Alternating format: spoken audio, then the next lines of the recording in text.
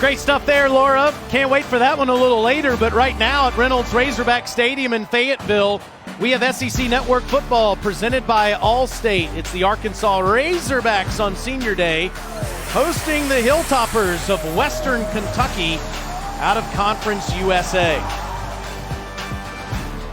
And the greatest legacy of family members continues. Jerry Jones won a national championship in the 60s. Stephen was a linebacker in the 80s. Now John Stephen Jones makes his first career start at quarterback today for the Hogs, and he'll do it against a familiar face. The former starting quarterback for Arkansas is Western Kentucky's starter today. Ty Storey, back in his native state, going up against the Razorbacks. With Matt Stinchcomb, the College Football Hall of Famer, I'm Taylor Zarzer. Alyssa Lang's on the field. You'll see her in just a second. Stinch, we have had a parade of quarterback changes this year for the Razorbacks. This is the fifth different time Chad Morris has switched starters. There's no doubt. By the way, you look good in my Hall of Fame. I'm going to sell you a real estate agency. Fantastic. Yeah, thank you. Rated my wardrobe. Yeah, when you look at the fact that they've rotated the way that they have, and it's a disturbing trend because this is year 2 under Chad Morris, where they endured this for most of 2018. So you look at the faces that they had. Ty Storey, obviously with the 9 starts, winless, Cole Kelly, Connor Nolan. And then this season, Nick Starkel and Ben Hicks. And of course, we're now injecting yet another new face as a starter, John Stephen Jones, making his first career start. And the difficulty has been this. You've got skilled position players, especially at wide receiver. You've got an offensive line that's largely been undersized. You've got playmakers in Rakeem Boyd and Devwah Whaley. The difficulty's been they're constantly dealing with a new face at quarterback. There's been no level of consistency because of it. Might also see some KJ Jefferson today. The true freshman made his debut last week. Looked sensational on his first drive, marching the Hogs down the field for a touchdown. What does this dynamic freshman from Mississippi bring? Well, the fact that he is a dual threat type, and the fact that Chad Morris at one point in time was coaching a Deshaun Watson, KJ Jefferson found that to be appealing. It certainly came in handy in a very short window that he had last week versus Mississippi State. I know Alyssa Lang loves these outfits in the booth today. For more on John Stephen Jones, let's go down to her. Yeah, guys, you're looking fantastic. John Stephen Jones, though, not too nervous this week. When I was talking to him, he said business is normal, just a little more dialed in. But why would he be nervous? He's been around some high-quality football his entire life. You guys mentioned his father, his grandfather, their legacy here at Arkansas, and, of course, his grandfather, the owner of the Dallas Cowboys. So I asked him, who was the NFL player that you watched when you were growing up? Who did you want to be like? He said, no surprise, Tony Romo. And how nice to be able to chat with your hero before your first collegiate start. He was able to do that this week, get some advice from Mr. Romo going into this game to try to get his Hogs the win. That's pretty cool. I'm sure Tony's checking on his buddy JSJ today. Corey Munson will kick it deep to to Nathan Parody and Treylon Burks in the first ever meeting between the Hilltoppers and the Razorbacks. And we're seeing John Stephen Jones lead the Razorbacks onto the field. John Stephen grew up an Arkansas fan with his father and grandfather, of course, so involved with the Cowboys, but Arkansas alums in their own right. Those are his 2 football teams throughout his entire life. What a moment this must be, Stinch, for that family today. You'd have to think, looking down with proud eyes, and he's seen action in 2 other games this season, but to come out here and make a start for the Razorbacks. And on the first play, they go to Old Faithful Rakeem Boyd, 3rd in the SEC in rushing, and he's out of bounds for a few, but a flag does come in on the first play. David Smith is today's referee. We'll go to Matt Austin if we have any rules questions today back in Charlotte. Arkansas is the least penalized team in the SEC. Holding, number 14 on the offense. 10-yard penalty from the previous spot. Replay, first down. It's Chase Harrell, the tight end. And remember, Stinch, Cheyenne O'Grady left the football program before last week against Mississippi State. And that certainly proved to be a sizable void. We saw that last week versus Mississippi State. No longer available to this team, no longer with the team, is C.J. O'Grady, a record holder at the tight end position. So now 1st and 20, and John Stephen Jones will take off, and he takes a hit from Devin Key after a minimal gain. It'll be 2nd and long. You would think that Rakeem Boyd will get a bunch of carries today. The junior from Houston, Texas, having a terrific year. Yes, and he's a guy that is more of a show horse than a workhorse. The most carries he's gotten this season has been 20 attempts. That was earlier versus Colorado State. But it's clear, it seems, especially with John Stephen Jones in there at quarterback, only 16 attempts, that they're going to emphasize the run game when they can. 4-yard pickup for Jones on a 2nd and 16 now. Throws, and it's caught. Mike Woods with a nice grab at the 30-yard line for 11 yards. It'll be 3rd and 5. Well, we talked about in the open the skill position players, guys that are on the other end of the battery of a passing game. You got to have a quarterback. Someone's on the other end of these receptions. Mike Woods, a couple of freshmen, and Trey Knox and Treylon Burks.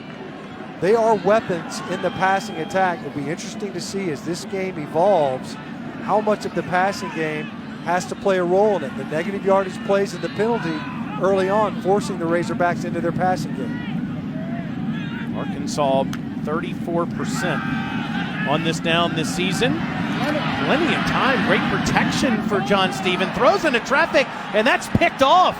Antoine Kincaid with his first interception of the season.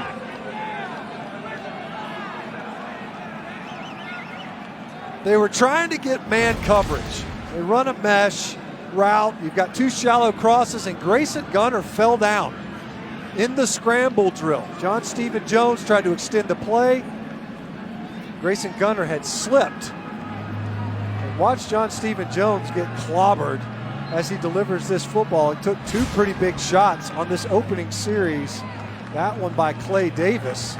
And Antoine Kincaid able to generate a takeaway, something that the Hilltoppers have struggled defensively to do all season, with only 7 coming into this game. And here's Ty Storey on the first play, handing to his tailback, Gaej Walker, the junior from Tampa, straight up the gut for a handful. Ty, the graduate transfer from the Razorbacks by way of Charleston, Arkansas, some 80 miles from here, won a couple of high school state championships. Has all the respect of Razorback fans as a great young man. And that ball is deflected as Jahcour Pearson certainly could have made that catch. It'll be 3rd down. As we said, from Charleston, where he won those state championships. Huge fan of the Oklahoma City Thunder. Wonder what he thinks about the Russell Westbrookless Thunder this year. Has a black German Shepherd puppy named Kylo. Now, how can you not love Ty Storey when he has a German Shepherd? Great decision.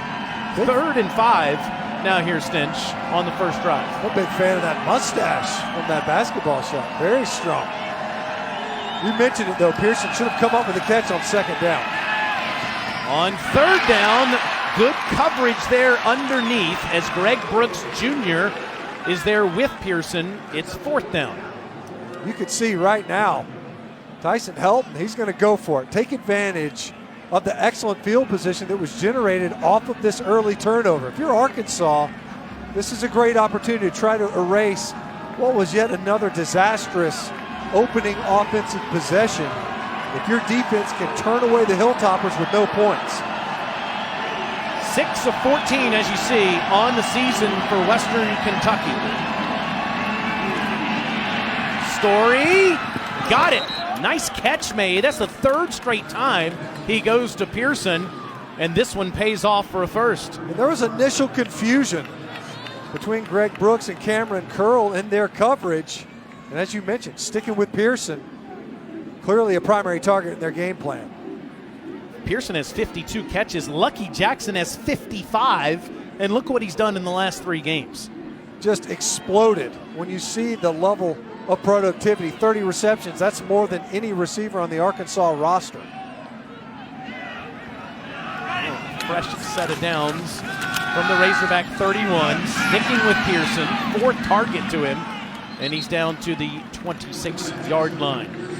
We have 16 seniors that will be recognized today here in Fayetteville. Scooter Harris, Gabe Richardson, McTelvin Agim, but it's been the sophomore Bumper Poole who stepped up. He had 13 tackles last week against the Bulldogs. 1.5 tackles for loss. but was one of those games where your linebacker was active because you were getting run all over the football field. The defense has to step up. On the toss there, it's Walker to the 25-yard line, where he's tackled by the aforementioned Bumper Pool. That's Bumper James Morris Pool. We were asking him about his name. He said, if they care to ask you a question about your name, it means it's pretty cool. That's right. You better come up with a good answer, and he did. He's been really active this season, and it's been a long one to say the least, especially defensively. You look at Scooter Harris, sixth in the conference rather in overall tackles. The Bumper Pool also incredibly active at his linebacker position. Here's Pearson in the slot. On the fake toss, Storey keeps, and against his ex-teammates, he's tackled at the 24-yard line by Poole. So now another 4th down. Now Corey Munson, their kicker, has got plenty of leg, but will Coach Helton again keep the offense on the field here on the 4th down? Interesting play call there on 3rd down. They were trying to get a light box, fewer number of defenders in the box from tackle to tackle. It was well played by the Razorback run defense. Brian Ellis, the offensive coordinator, looking on as you saw a second ago. Storey is going to run for it, makes a move, and another 4th down conversion, the second on the drive.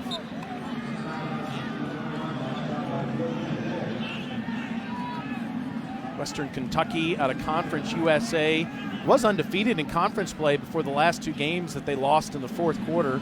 See their play selection. Certainly love to throw the football and have been effective in doing so. And Lucky Jackson, 16 catches 2 weeks ago against the Thundering Herd of Marshall. Here's a little trickeration, and it's Jahcour Sloan with blocks in front all the way to the end zone. 19 yards, touchdown.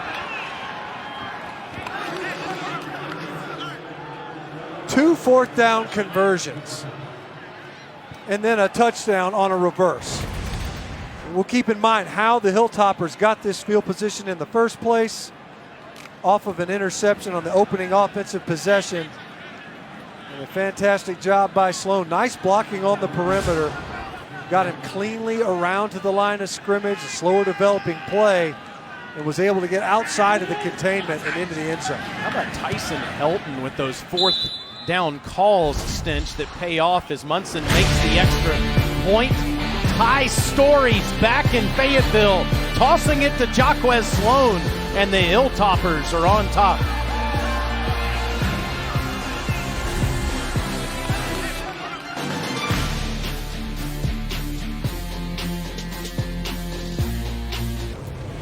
Welcome back to SEC Network College Football, presented by Allstate. Tyson Helton, the first-year head coach at Western Kentucky, goes for it on 4th down twice, and it pays off each time, leading to a touchdown. He was the OC at Western in 2014 and 15, the passing game coordinator for his brother Clay at USC for a couple of years. Last year was the OC at Tennessee for Jeremy Pruitt, and the 42-year-old head coach has his team off to a good start. Munson's kick will be returned by Burks at the goal line. Treylon runs into his own man, and Arkansas will start at their own 12-yard line. And who's coming out at quarterback? Last drive, it was John Stephen Jones to start the game, threw an interception. See a little skirmish there at the end of the series. And it'll be ASJ again. Again, we should see KJ Jefferson at some point here in the first half, Stench. I saw Jefferson getting loose during that change of possession before the kickoff, making sure that he's ready when he is inserted. Give it a ballpark, maybe the 3rd or 4th possession, depending on game circumstance. And on the handoff, Rakeem Boyd will get a couple. It'll be 2nd down. It's always circumstantial, Matt. You want to see how the drives go with John Stephen Jones. As you see Western Kentucky's starting lineup, D'Angelo Malone has 9 sacks on the season, having a heck of a year on that defensive front. 17 tackles for loss coming into this game for Malone. He can shorten that edge as a pass rusher, spends a lot of time in offensive backfields. Steven loads up, and that's a good one. It's caught by Treylon Burks. And Burks gets 10 yards, and it's a first down. There's KJ Jefferson wearing number 1 today.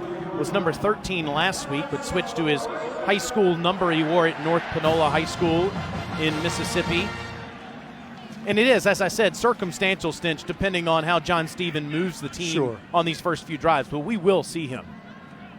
He can still preserve that red shirt, given the balance of games. Hadn't played before last week versus Mississippi State.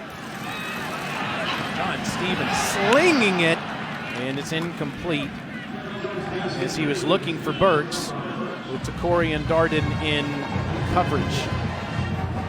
There's the carousel for the Razorbacks this year, playing 4 different quarterbacks, starting 3 different guys, including JSJ today.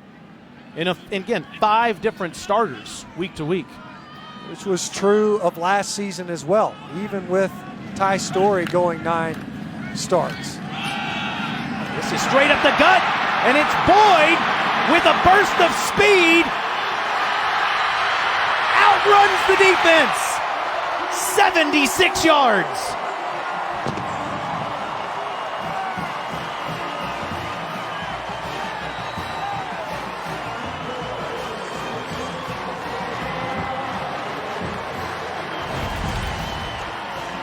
Well, watch, it's just a simple zone play. So they're going to sniffer back this direction, and the offensive line's going to block to the left. You end up dividing the defense. You see this a lot now, and great vision by Boyd. You see 2 different motions when you've got a tight end or H-back blocking back across what is a zone blocking scheme to the left. And Rakeem Boyd did a great job of creasing the Hilltopper defense. Connor Limper ties it up. Boyd had a 52-yard run for a touchdown last week against Mississippi State. Went 74 against Kentucky. That was 76, and it's the longest play of the year.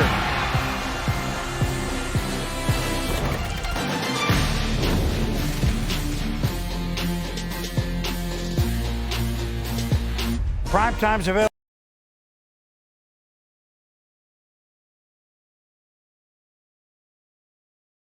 Honor of boom, I should have said he could go all the way. 76 yards for the junior from Houston, Texas, Rakeem Boyd. Could go over 1,000 either today or in the next game. So he's now over 900 yards rushing on the season. Limper's kick into the end zone as the Hilltoppers get it at the 25, Alyssa. Yeah, guys, earlier this week, head coach Chad Morris told us that Arkansas's theme was pride and responding. Well, after that last Western Kentucky touchdown, Steve Caldwell, defensive line coach, got in his guys' face. They weren't happy giving up a touchdown. He said, you got to put it behind you. We got to go on to the next one. You have to respond. Well, here's their opportunity because, of course, offensively, the Razorbacks able to get up off the mat off of what was a horrible opening possession. Rakeem Boyd touchdown representing the first points by an Arkansas offense in the first quarter in their last 4 weeks. They had to find a way to start better offensively. They were able to do it on the second possession. Gaej Walker met immediately, but he didn't have the football. A little trickeration there, and he throws it outside incomplete. As it's bottled up there by the defense, Greg Brooks Jr. See, great ball handling that time by Ty Storey. Picks it up, pulls it out, gets it outside of the Joshua Simon, but was tackled immediately by the defensive backfield. On a 2nd and 10. This is a good throw and catch by Lucky Jackson. That's his first, and we mentioned Stent's 16 catches 2 weeks ago versus Marshall, setting the all-time school record. Birth name is Dontavian. Likes to fish with his younger brother and nephew. He's in the top 4 in school history in receiving and receiving yards. He'll be 3rd with his next catch. First time he's been targeted in this contest, but as we mentioned earlier, incredibly prolific with the 30 catches in the previous 3 games, now notching a completion here today. It's 11 yards there. They flip the football all over the place, don't they? Garland LaFrance doesn't get much. A little shove from Busta Brown at the end as Cameron Curl was running with him. It's second down. You see it. If you blow all the way upfield, Isaiah Nichols from his defensive line position right there inside, he could have almost taken this handoff. Was unblocked. Instead, they end up flipping it outside. That time, nothing doing. Western Kentucky offense. They use a bunch of different formations. They make you line up defensively, but they also force you to defend the width of the field. We've seen now twice with fly sweeps and reverses. You see Gaej Walker going out to the bottom of your screen, clearing traffic for Storey, and ties up to the 42-yard line where he's tackled by Scooter Harris. And bumper pull, 7-yard gain for the Arkansas transfer. Ty handled the situation well, too. He went to Chad Morris at the end of the 2018 season, said, Coach, I don't think I'm going to have much chance to play for you. You're bringing in a couple of transfers, Ben Hicks and Nick Starkel. I want to go somewhere where I have a chance. He was the backup quarterback most of the beginning of the year to Stephen Duncan, but has been the starter since the 4th week of the season and played well. Here he is on a 3rd and 4. And that's a first down throw as Jahcour Pearson stays in bounds, and he's into Razorback territory. That's a 13-yard completion for Storey. 80 minutes away is where he grew up. I mentioned those state championships. They went undefeated on both of those teams and did graduate here in Fayetteville. Obviously extending his career here at Western Kentucky and enjoying a great deal more success, completing 70% of his attempts. Fake to Gaej Walker, throwing across the middle to Pearson into traffic. Too tall for him. It's second down. So far, though, in this game, we've seen it, where Ty Storey, he scrambled on a couple of occasions now, able to be effective in that element when things have broken down, nowhere to go with the pass. But he's also been clutch. Conversion on a 4th down, now a 3rd down conversion. Jahcour Pearson emerging as a primary target early on in this football game. They got an extra lineman, Parker Howell, wearing number 94 here at the bottom of your screen. This is an inside handoff to Gaej Walker. It's bottled up, nothing doing there. Bumper pool all over the football field.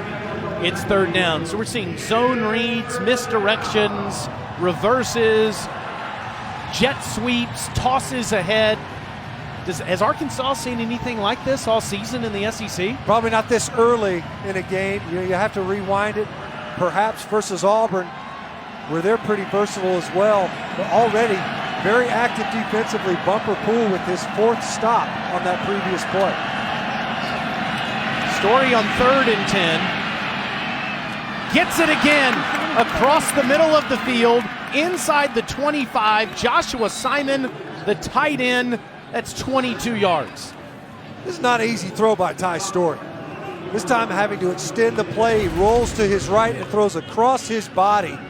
Simon did a good job breaking away from Fouché back to the middle of the field. Still a potentially dangerous throw, certainly difficult when your momentum is carrying you to the right. And Arkansas on 3rd down just cannot get off the football field. They're yielding more than 45% conversions this season. Even when they forced 4th down, couldn't stop. Already given up 2 in the game. Gaej Walker has space to run, and he's inside the 20. It'll be 2nd down.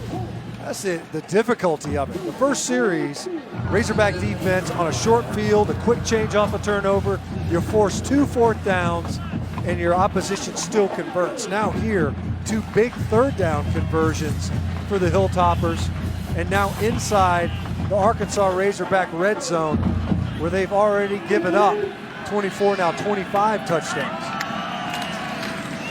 Fake to Walker. Storey runs right into the heart of that defensive line.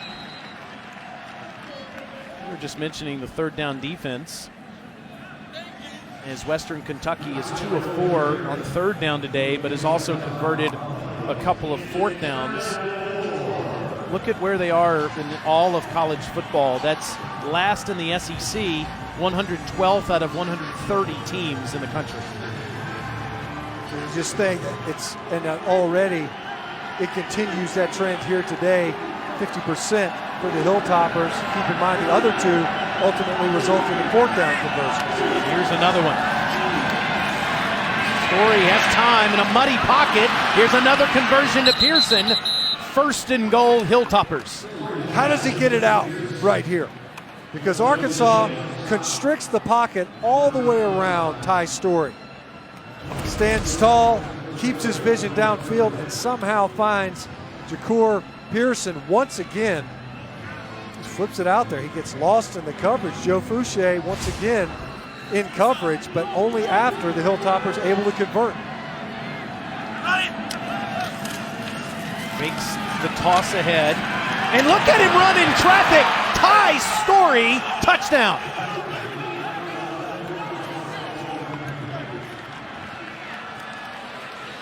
We mentioned Rakeem Boyd's vision earlier. How about Ty Storey?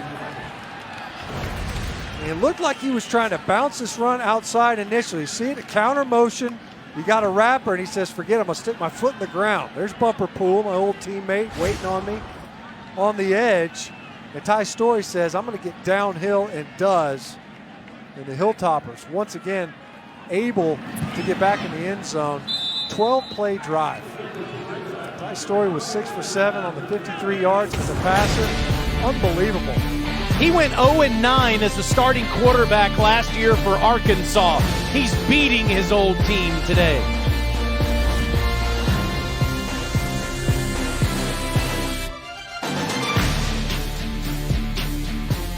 Team Network Football is presented by Allstate, reminding you that football season is mayhem. It's the last game in Fayetteville. They played the last home game in Little Rock in a couple of weeks, so last chance for 16 seniors to be recognized. There's Devwa Whaley with his mom out there on the field today. Saw Scooter Harris and Gabe Richardson just a minute ago as they celebrate the final game they play, at least on campus, for the Razorbacks. Munson kicking a short one, fielded by Burks at the 5. Treylon flies up just past the 20-yard line. Step outside the footprint for a moment. See what's happening with Penn State, Minnesota. Here's Peter Burns.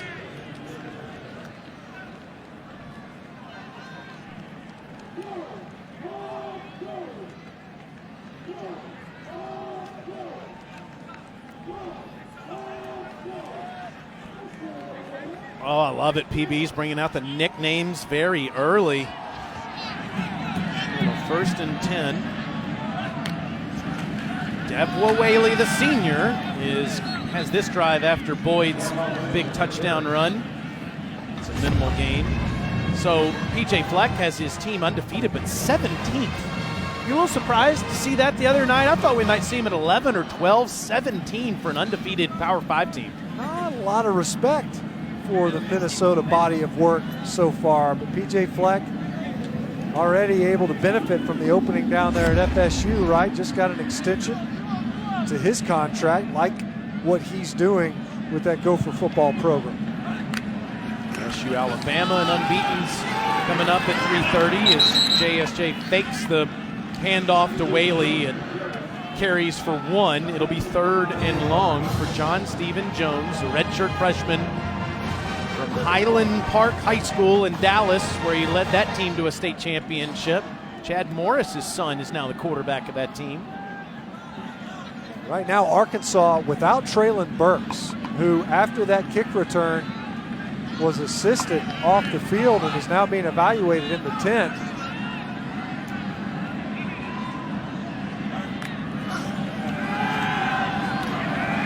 Stephen Jones in trouble. Shovel pass at the last minute to Whaley. Pretty creative there to get rid of the football, but Devwa is short of the first down. As the jawing continues, it'll be 4th. Well, he got handed to him. Look how active he is in this pocket. Get out of there. Careful with that ball security, with that ball flying away from his body, but innovative to say the least, to flip it towards Devwa Whaley. But well defended by the Hilltoppers. You can see the frustration on the sideline. John Stephen Jones trying to get something going for the offense other than the Rakeem Boyd run. Into the first quarter, Western Kentucky leading Arkansas in the first ever meeting between the Hilltoppers and the Razorbacks. Arkansas is so desperate for a victory. It's been 2 months. Does that change today?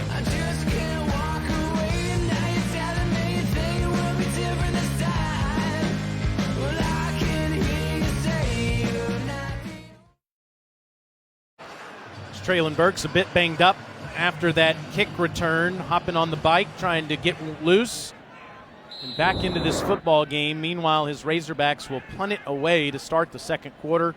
Sam Loy putting it deep to Roger Gray. This takes a sideways bounce out of bounds. Short kick, maybe even shy of 30 yards. 29 officially. So here's Tyson Helton, the head coach at Western Kentucky, born in Gainesville, Florida, played high school football in Texas, then played for his dad at Houston in the late 90s, graduate assistant coach at Hawaii and then at Memphis, went to UAB, was the offensive coordinator at Western Kentucky, then the passing game coordinator at USC, was in Knoxville last year for Jeremy Pruitt. Now he's the head coach at Western Kentucky. The life of a college football coach. Tyson Helton at 42 has been all over the place. Not just bi-coastal. He was coaching all the way out there in Hawaii. That's the most remote spot on the globe. Back to Western Kentucky for his second stint. Storey with the football in the lead. This is dropped by Joshua Simon. It's second down. You can see already very aggressive, though, in this game. As we mentioned, went for it on fourth down a couple of times. Resulted in touchdowns. They've been excellent on the third downs, where they actually didn't have to convert on a fourth. That was on that previous possession. And Ty Storey has been very opportunistic as a runner. He's done a good job with the ball in his hands. A good field position, too, on 2 of these 3 drives. It's a short pass. It's caught by Lucky Jackson. It'll be third down. Let's get another update on Penn State and Minnesota. Here's PB.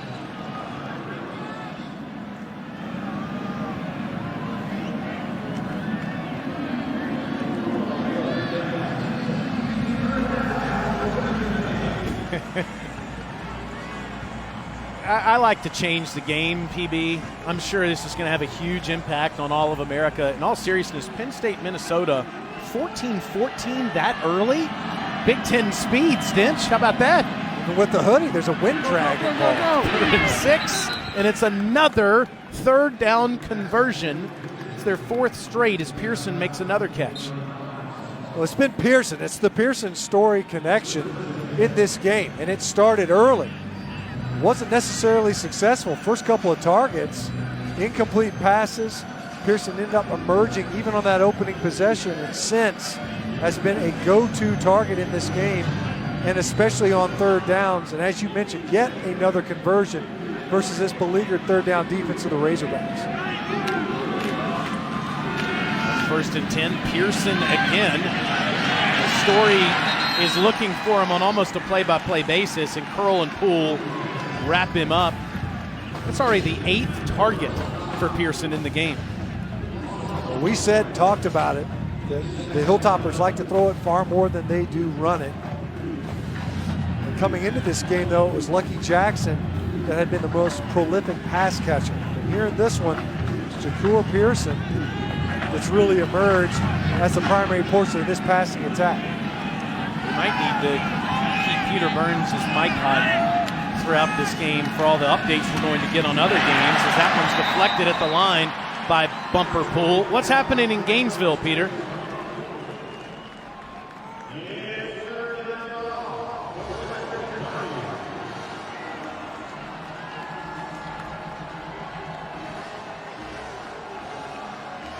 Was that a jump shot pass that Trask just made there? Had a little Sam Loy in it, or whatever that was. That's right. Yeah, a little chest pass. Trask changing the game. On that second down, it looked as if Storey was targeting Pearson yet again when Poole got the deflection.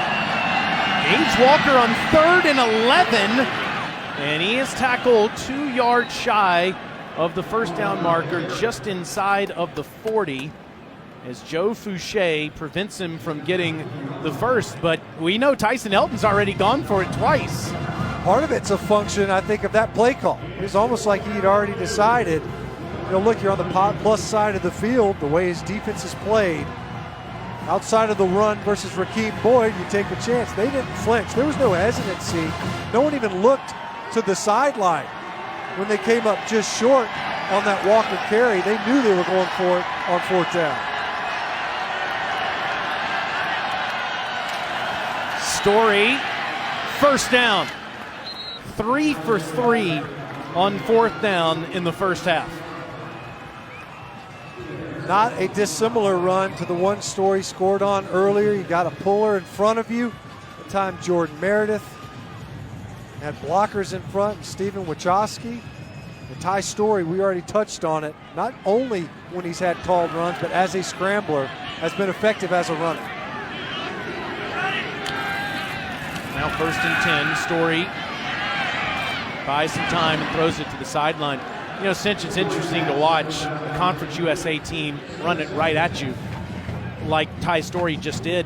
Well, part of the reason is Western Kentucky returns all 60 starts from last year up front. The only other team in the country that can say that is Oregon. This is one of the more experienced offensive lines in America. Been paying their dues since 2016, where they had to replace a number of faces along their offensive front. And so far, they've held up well in protection, and they have been able to produce in short yardage. You would think they're going to have a big season next year because only one of those guys is a senior, their right tackle, Miles Pate. Walker runs that way behind Pate, and he'll get a couple. Here it is again, 3rd down for the Razorbacks. It's Western Kentucky is 4 for 7 on this play, but they've converted 2 of the 3 4th downs so far in this game. This time they'll have to find someone other than Jahcour Pearson, not on the field right now for the Hilltoppers. Look for Lucky Jackson to get a target on this 3rd down. Storey finds that person, but it's dropped by Walker. 4th down. And it's a touchdown if he catches it. And Storey just kind of lays it out to Walker. Maybe he felt it too on the wheel route. Completely unaccounted for. It's 6. You see Storey and he knew it. Oh, had to have it. Ty Helton showing off the vertical. Can't believe it because he knew that he had him. Well, there's a high school team here in the state that never punts or kicks on 4th down. Maybe Helton's paying tribute to them today. 4th and 6. 1st down. Lucky Jackson moving the chains. How about the Hilltoppers? Yeah, you're right. Well, maybe they're channeling it right now. 4 for 4 on these conversions. And there has been no hesitancy whatsoever. That time with Lucky Jackson, they went with the empty backfield, had Gaej Walker motion out of the backfield, and they're able to find Jackson in the slot and get yet another conversion. A lot of snaps early for the Razorbacks defense. 34th play for Western Kentucky. Jahcour Pearson so patient with the ball. He ends up getting close to 9 yards where Grant Morgan pushes him out. And it'll be 2nd down. You see that Pearson, they give him the ball every way that they possibly can. It has certainly worked well for the Hilltopper offense here early. Tap passes coming out of the backfield, jet sweeps, 3rd down conversions, downfield throws. For 7, has been putting in work early. Matt Pearson is his 7th catch, tying his career high. Now Walker with the 1st down run. And Gaej is inside the 10. It'll be 1st and goal, WKU, already up a touchdown. Just an inside run and great vision by Gaej Walker. Good effort too out of number 5. Got to make amends for that drop. He would have banged his head on the goalpost on the wheel route. It's the 14th play now on this drive. You think about the idea that you're stringing out a defense, a somewhat beleaguered one, They even get you to 4th down, and it just still can't get the offense off the field. Storey. Lucky Jackson to the 5-yard line. May have to put my man Mitch, our great graphics guy, to work. What's the record for 4th down conversions in a first half? 4 already for Western Kentucky today. We mentioned that school in Arkansas, Pulaski Academy, been featured on Real Sports about how they never punt or kick in the game. They try onside kicks on kickoffs. That's the only time they use a kicker. Helton so far has been going for it at will on 4th down. What's the record for conversions in a row? 4 in a row on 4th. Nice Storey. Fighting Razorbacks all the way near the goal line, just short. About the effort from Ty Storey. Physical run, another one with 2 pullers in front. Look at that leg drive, and he's just shy of the goal line. Good look at it. Job by the officials down there on the field to mark Storey shy of the end zone.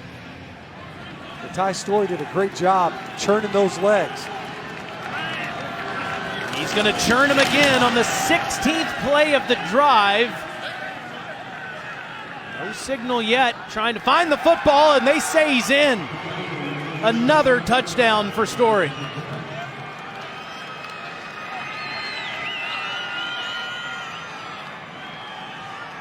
Ty Storey, we talked about it, not just as a passer, but as a runner. 124 total yards for the former Razorback quarterback. The Arkansas offense, including that big run from Rakeem Boyd, only 111 yards total.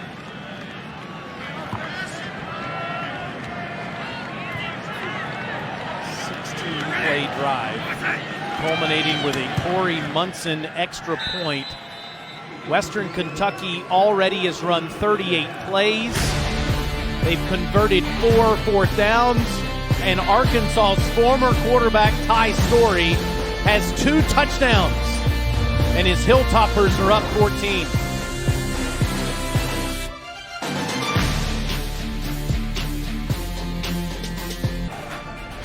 More college football later on the SEC Network. First at 4 Eastern, Ole Miss hosts New Mexico State. Then our Saturday night matchup at 7:30 Eastern has Kentucky hosting Tennessee.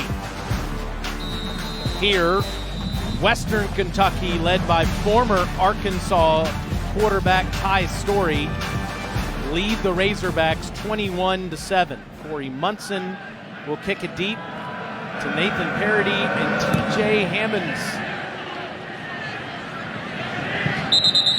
Arkansas will start at the 25-yard line. John Stephen Jones back on the field when we come back.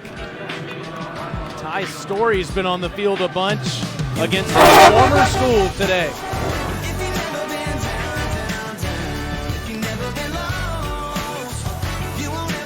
Back here in Arkansas, guys, we saw Treylon Burks come off the field just a couple of minutes ago. He is on the field right now, but for the last 10 minutes or so on the sidelines, I watched him go from the bike to on the sideline sprinting. He was getting that left leg stretched out on the athletic trainer table, so keep an eye on him. You always want him out in the lineup. This guy's been competing the entire season, as evidenced by that last kickoff return where he was out there. Physical football player. Need to find ways to get more touches to number 16. He's been frustrated too, as you can understand, not winning a football game in the last couple of months. See if he can help change that today. Rakeem Boyd had a 76-yard run. And the last time he touched, he gets a couple here. Let's go back to the studio. Peter Burns.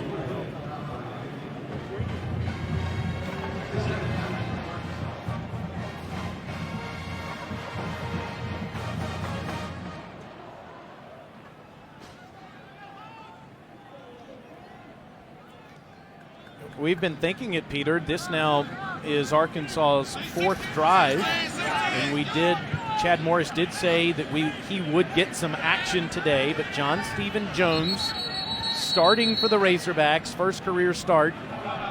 So they'll call timeout here on a 2nd and 8. We'll see when KJ gets in, but it's JSJ's game so far.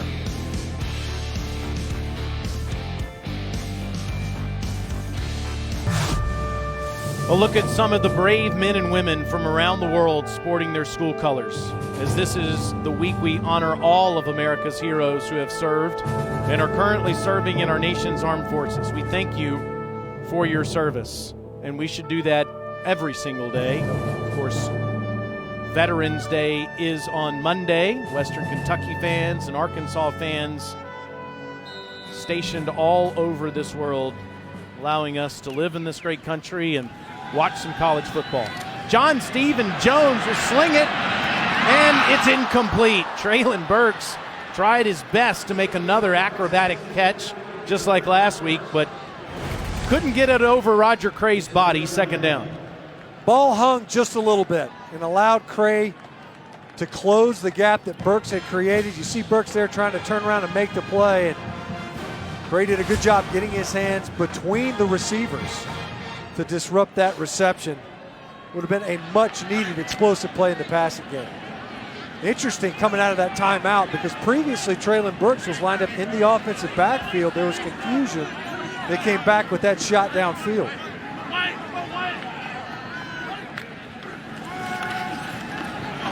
Jones, middle of the field, and it's batted down as Kyle Bailey, leading tackler for Western Kentucky's there in pass protection that time. Fourth down.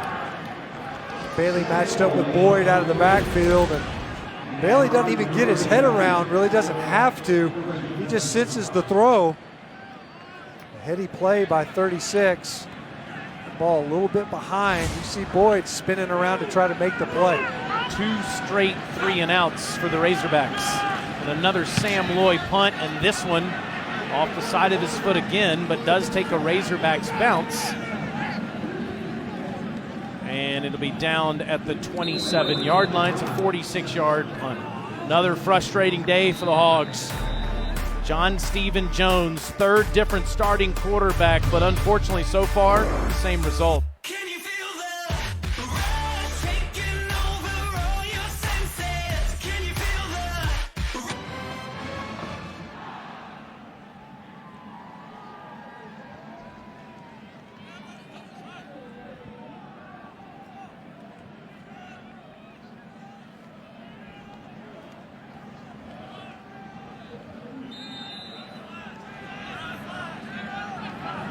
Well, I mean, Coach is exactly right.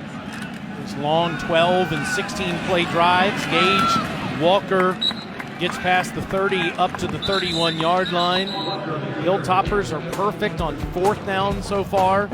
Look at that, 9 plays is the smallest amount of plays Western Kentucky has run on offense. That's on a 42-yard field, and you still ran 9 plays because it took a couple of fourth down conversions. So even on that opening possession that resulted in a touchdown, the Hilltoppers were piling up offensive snaps and possession time. Making the toss. Storey feeling it, and Pearson is wide open. Green grass in front of him, 69 yards.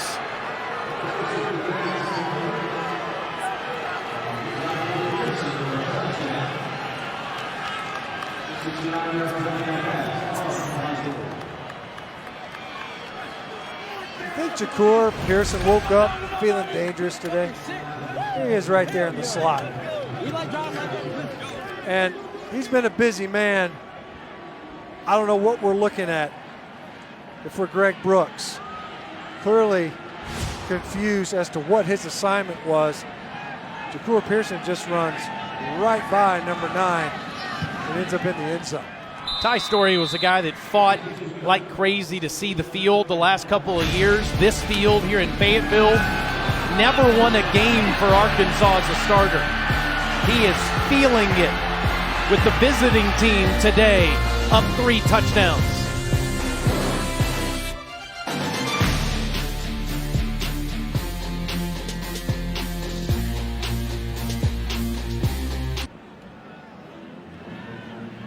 Jahcour Pearson already has 115 yards receiving. He just got a 69-yard touchdown pass. He's been targeted 13 times. Redshirt junior from Fort Lauderdale, Florida, has had a full day's work in the first half. Guy's going to have to change his gloves. Going to wear them out. Look at him. You think these other guys, you think they're feeling it over there on the Western Kentucky sideline? They're jacked. Jahcour Pearson. Again, they're doing reenactments over there. So Corey Munson will kick it. And we'll see if KJ Jefferson is going to come on the field. In his debut last week, he scored on the first drive and led the Razorbacks on a quick strike. Arkansas will field this, and it's TJ Hammonds. And Hammonds is down at the 23-yard line. Shrimp po' boy, fried chicken. Man, Academy is the best selection in bait. Oh, gotta get a badonkadonk. What else do we have here? Oh, the twitching mullet. Definitely. Gone fishing. Here's the freshman from Sardis, Mississippi, North Panola High School. 4-play drive, 75 yards, and a touchdown in his Arkansas debut last week. Fakes to Whaley, keeps it himself, and again takes on defenders just like last week and gets a handful. It's a 5-yard pickup. As we mentioned, just near Memphis, about an hour south of there. Calls his mom before every game. I'm sure she was pumped to talk to KJ before this one. Favorite shoe is the Air Jordan 11. And man, he is not afraid to take on defenders, is he? No, he did that last week versus Mississippi State. First things first, truck a safety. How about again? And KJ turning into a runner, and it's a first down run, Alyssa. Yeah, guys, I actually got to catch up with KJ's high school coach, Carl Diffie, this week, and I asked him what his first thought was last week when KJ took off and lowered his shoulder and hit a guy. He said, I'm not surprised at all. I've seen that a couple of times before. He's not afraid to be physical. Actually compared him to a Cam Newton, the way he's able to take off and run. Well, he's 6'3", 228-pound freshman. Big physical guy. He's got Treylon Burks in the backfield, standing to his left with Whaley to his right. And it's a fake to Burks, and it's blown up as Jawan Jones is there in the backfield, tackle for loss.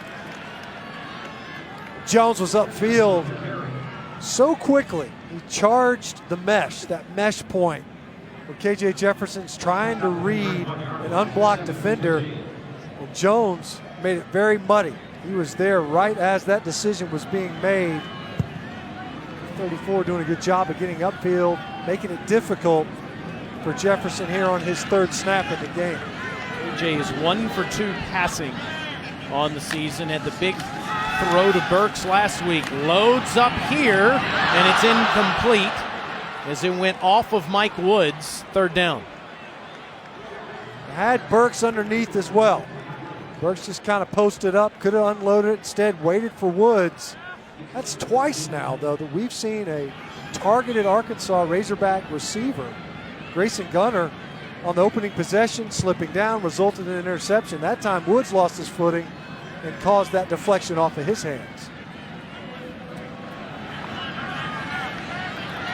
Arkansas is 0 for 3 on third down today.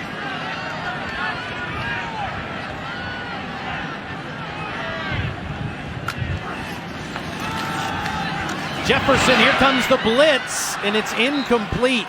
Trey Meadows running free to Jefferson, affecting that pass. It's fourth down. He jockeyed that coverage and pressure. At first they started showing pressure from the field, and then they rotate. So instead they're showing pressure from here, and they end up bailing. The pressure ends up coming from the boundary.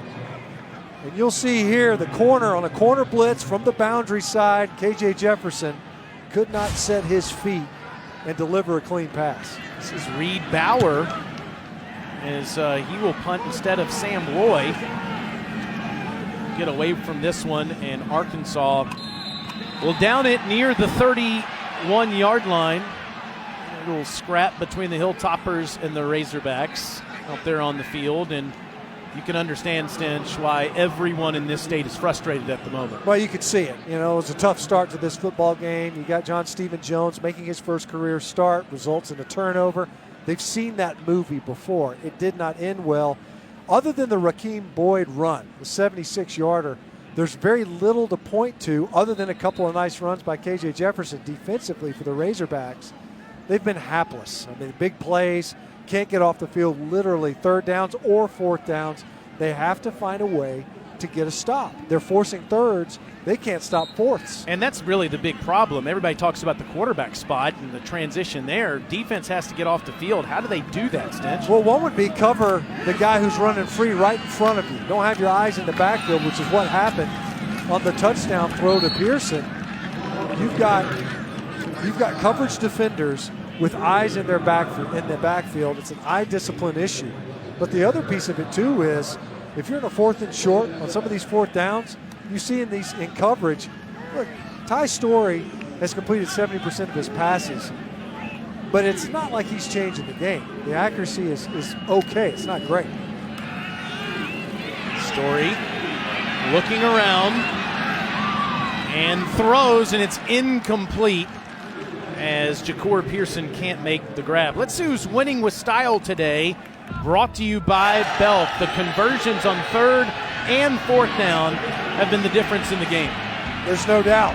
And the ability of Ty Storey to play under duress. Those last 2 throws, having to find a way to make it work. And then, of course, Jahcour Pearson, who was just unable to come up with that last 2nd down throw, has been huge as a target as well. But Ty Storey as a runner as well has been lethal. 9 on 3rd. Make it 6 of 10. Yes, that's a grab for a 1st down, and it's Lucky Jackson for 14 yards. That sideline, they're saying Ladarius Bishop's trying to say he pushed off of me. That time you actually had a defender that was in phase with the intended receiver. You see Bishop, he's in great position. That's a well-placed ball by Ty Storey. Lucky Jackson, 5th-year senior from Lexington, Kentucky, credited with that catch, but they're going to take another look at this to make sure that he got a foot down and had possession of the football. Bishop immediately said after this catch, he's saying, no, he was out of bounds. But he's clearly, that left foot was still hanging on the turf, it looked like, when he first established firm control of this football. Left foot's down right there.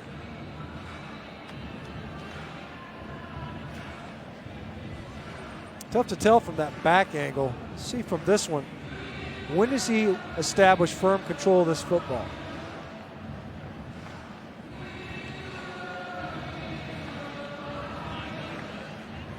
Darius Bishop, did he move the football in Lucky Jackson's hands? Might be something for David Smith, the referee, and for Stan Murray to look at here. Matt Austin, do you think that Lucky has firm control of this football throughout? Yeah, Taylor, I really do. I agree with everything you and Matt said. Looked like he had both feet on the ground, got the ball. After further review, the ruling on the field is confirmed. 1st down, Western Kentucky. I agree. That's a confirm. I think that was a pretty easy one. Thank you, sir. This is your old crew. I know a lot of these guys worked with you for a number of years, so a quick look for them, and they agree with you. And Lucky Jackson with another grab, having quite a season. 16 catches 2 weeks ago against Marshall. It's the most by any FBS player in a game in 2 years. Another fresh set of downs for the former Razorback Storey. And this is over the head of Jaquez Sloan, 2nd down. They faked the wide receiver bubble screen. They had Lucky Jackson. Ty Storey just gave a quick little pump fake, see if he could get the corners to bite that time. Good job in coverage by Micah Smith. He stuck with Sloan all the way down the field. We talk about these stops, and the difficulty is we say, tighter coverage. Not only know who you're covering, but you think about the Bishop conversion on Lucky Jackson's catch. He was right there to make the play, just didn't. Gaej Walker with an inside run, and he is past the 45 down to the 44. Make that Ty Storey keeping it himself, Cam Curl with the tackle. It's now third down again. How does Arkansas get off the field? Maybe some more pressure, Stinch, applied on the quarterback? Well, we've seen them, especially on some of these rundowns, we've seen what Western Kentucky will do as they bring on an extra blocker in Parker Howell, number 94 down here at the bottom of your screen. We've seen a couple of quarterback counter looks and got downhill with Ty Storey. Storey falls ahead for another first down. As Western Kentucky has converted 7 of their last 9. This guy transferring out of the program, 1 year left of college football. He knew that Arkansas was on the schedule this year. He also knew that Stephen Duncan was going to be the starter, but Stephen cracked a bone in his foot versus Louisville in the 3rd game of the season. Then it became Storey's team. Here he is, up 3 touchdowns against his old team, tossing ahead to Sloan, and Jahcour is stopped near the line of scrimmage for nothing, 2nd down. Well, he's done it every which way you can as a quarterback. Just as he did on that short yardage run, a couple of nice scrambles, but his accuracy has been very impressive. You know, you think he would have had another touchdown throw if Gaej Walker makes that catch on the wheel route earlier.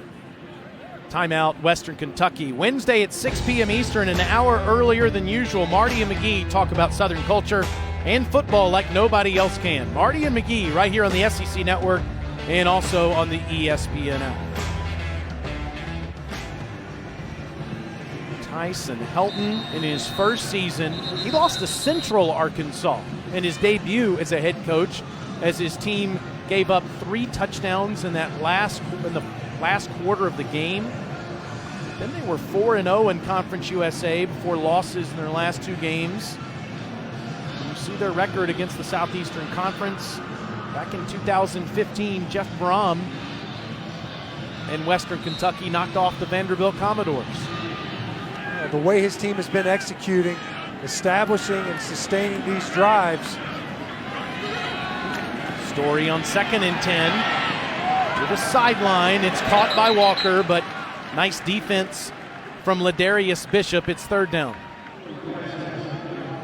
Another opportunity here on a 3rd down for this Arkansas defense to find a way to get a stop. Minute to play here in the half. You're down 3 possessions. You've yet to stop your opponent. Can you force a kick? Can you do it before halftime and avoid ceding more points? You saw earlier Sosa Games, you see number 3, one of the captains, so frustrated. Can you generate a negative yardage play on 3rd? Time of possession lopsided as Gaej Walker runs near the first down, but just short.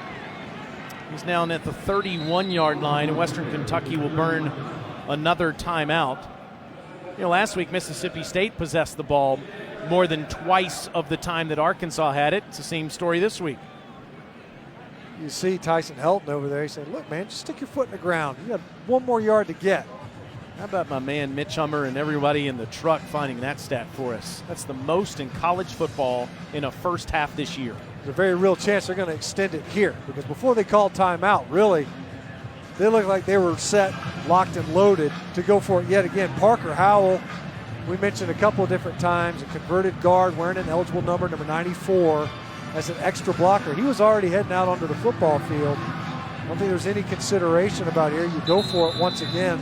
See if you can't keep riding that wave of 4th down conversions. There's Howell there. Number 94, used him extensively last week versus Florida Atlantic in a defeat.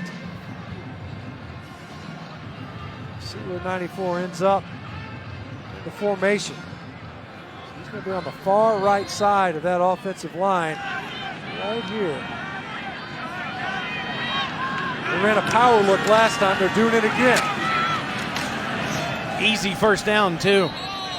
Doing exactly what you thought they'd do, and Curl makes the tackle after Storey moves the chains. 5 for 5 on 4th downs in the first half. You add an extra gap over here, but what's happened is you're just pulling the guard from the backside. It's just a power run, it's Q power. Your running back ends up being a blocker, albeit not a great one there from Gaej Walker, but it's more than enough to get the conversion. Western Kentucky has 1 timeout left. That's caught! Lucky Jackson somehow between two Arkansas defenders, makes that catch, 1st and goal. How about Ty Storey in this game? It's Lucky Jackson. What about this throw? Right over the outstretched hand of Ladarius Bishop. He tries to elevate. The ball was just high enough. What a beautiful ball placement. Fantastic throw from Ty Storey. Storey does have a timeout left. Gaej Walker easy into the end zone.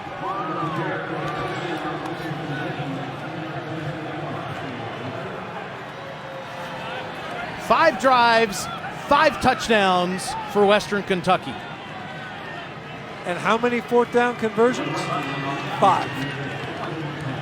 You think that Ty Helton got into this game and wasn't thinking, you know what, we're going to be aggressive, and they have been. Now, the tone was set early with the interception, and the Hilltoppers have never looked back. They have been aggressive this entire half. 35-7 as Munson makes the extra point. You said it. Storey threw a seam to Lucky Jackson to put them in position. 1st and goal at the 2. And then Gaej Walker, the redshirt junior from Tampa, pays it off. It is 35-7 Western Kentucky right before the half. And they're going to get the ball first in the second half.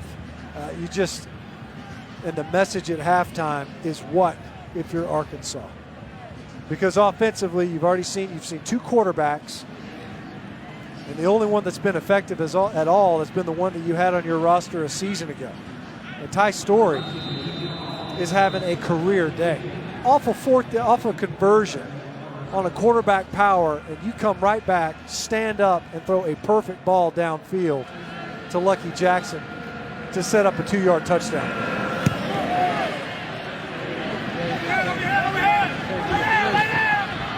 Hammonds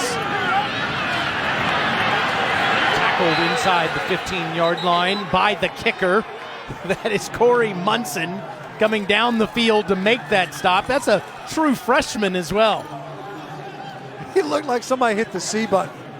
All of a sudden, he just juiced it right up in there. Corey Munson off the squib kick. The Hilltoppers certainly feeling it. 6'3", 185 pounds, got some length as a kicker. Mechanical engineering. Just remarkable to see how different these two sidelines look right now. You have the joyous Hilltopper sideline and the dejected Razorback sideline as Jefferson will get a couple on the last play of the first half. Arkansas did have a 76-yard run that Rakeem Boyd had, and since then it's been nothing. Coming up at halftime, you can watch the live performance of the Razorback Marching Band on SEC Network Plus, and you can start streaming now on the ESPN app. Alyssa's down there with Coach Helton. Coach, how have you guys been able to convert on so many 3rd downs?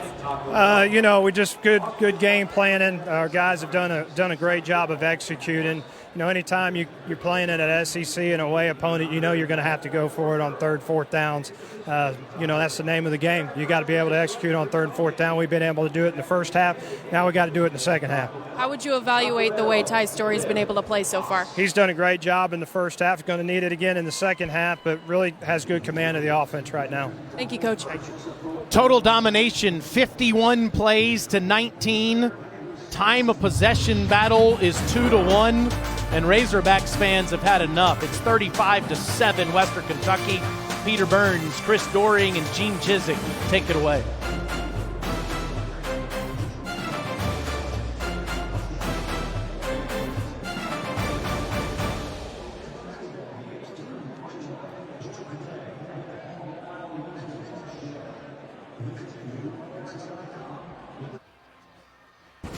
Welcome back to SEC Network College Football, presented by Allstate. First Lieutenant Martin, 18 Airborne Corps, Fort Bragg, go Hilltoppers. Always great to pay tribute to those that serve this great country. Veterans Day coming up on Monday. It has been all Western Kentucky so far today with a 35-7 lead as we start the third quarter. They will get the football first. They dominated the first 30 minutes. Lopsided doesn't begin to describe it. And the highlighted portion is, I think, what tells the story. 5 for 5 on fourth downs, 2 of which happening on the very first offensive possession. They're able to get on the score quickly. And you get a Razorback team that needed something positive to happen early in this game. They didn't get it on their opening possession. You had Rakeem Boyd with a long run. Otherwise, nothing really positive to look at out of Arkansas in the first half. Garland LaFrance standing at the goal line waiting for Connor Limpert's kick, which is a short one. It's going to bounce. You better get on that. Western Kentucky will start at the 20-yard line. This might be an impossible question for you to answer, Matt. What in the world do you say if you're Chad Morris to this football team? I don't know how you get their attention at that point. You didn't have their attention for the entire first half, that's for certain. But what often happens in those scenarios, you have to start appealing to the guy's pride. And maybe it's just individual pride. There might be some guys out there that are saying at this juncture after that first half that maybe they're not thinking about the team anymore. But if you're going to spend your time for 2 more quarters, at the very least you can do is give excellent effort. They haven't executed well. I haven't seen anybody necessarily lay down, but where's the edge that you're going to play with in the second half? You got a chance to do something early in the third quarter. Walker gets a few. You saw the graphic with the way they've been dominated since the Auburn game. Before that game stench, you really saw some progress from this team as they had the close loss to Kentucky. They were in it throughout.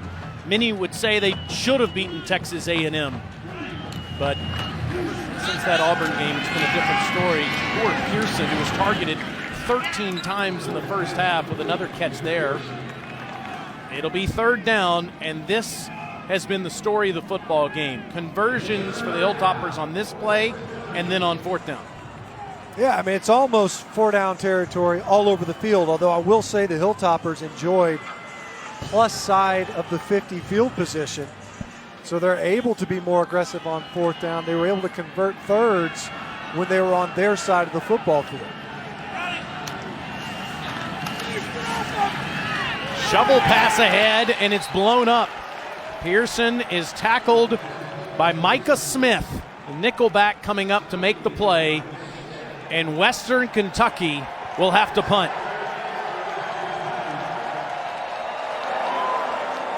So the crowd, they cheered when KJ Jefferson took the field. They cheer now to see the Hilltopper punting unit for the first time today. I don't know what Chad Morris said at halftime, but that's a good response from your defense to open the second half. John Haggerty punting for the first time. He's been one of the best in the country this year, the junior from Sydney, Australia. And this is another terrific punt. Burks has to go all the way back to his 14-yard line. Gets a block. And he's tackled up at the 30. So it's a 17-yard return after a 58-yard punt. So what's going to happen at quarterback, Alyssa? Yeah, we'll see another change at quarterback, guys. I'm told KJ Jefferson's dealing with a left shoulder injury. They're still evaluating him. There's still a chance for him to come back in this game, but we'll see John Stephen Jones back out there for this second half. And so the carousel continues to spin, although I don't know that KJ Jefferson would have gone the distance regardless. But we've seen this a number of times from Arkansas this season where despite the near constant changes at starter for quarterback, where the backup ultimately has to come in the game in relief. John Stephen, incomplete.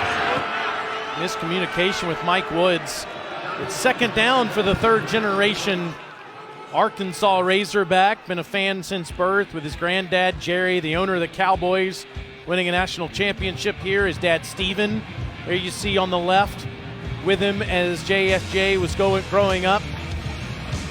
3 generations of Razorbacks, and all of them have had some moments to celebrate the last few weeks as John Stephen threw a touchdown pass 2 weeks ago to Cheyenne O'Grady against Alabama, and then threw another one last week in a loss to Mississippi State.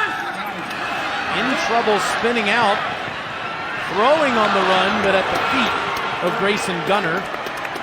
It's third down. Both those throws look pretty ugly coming out of John Stephen Jones' hands. I don't know if they slipped both times. It looked like on the first Perhaps maybe the ball slipped that time. Difficult to throw on the run, roll it to your left, but 2 bad balls. And there's Jerry up in the booth, and Steven, both watching. They recognize it's a difficult scenario.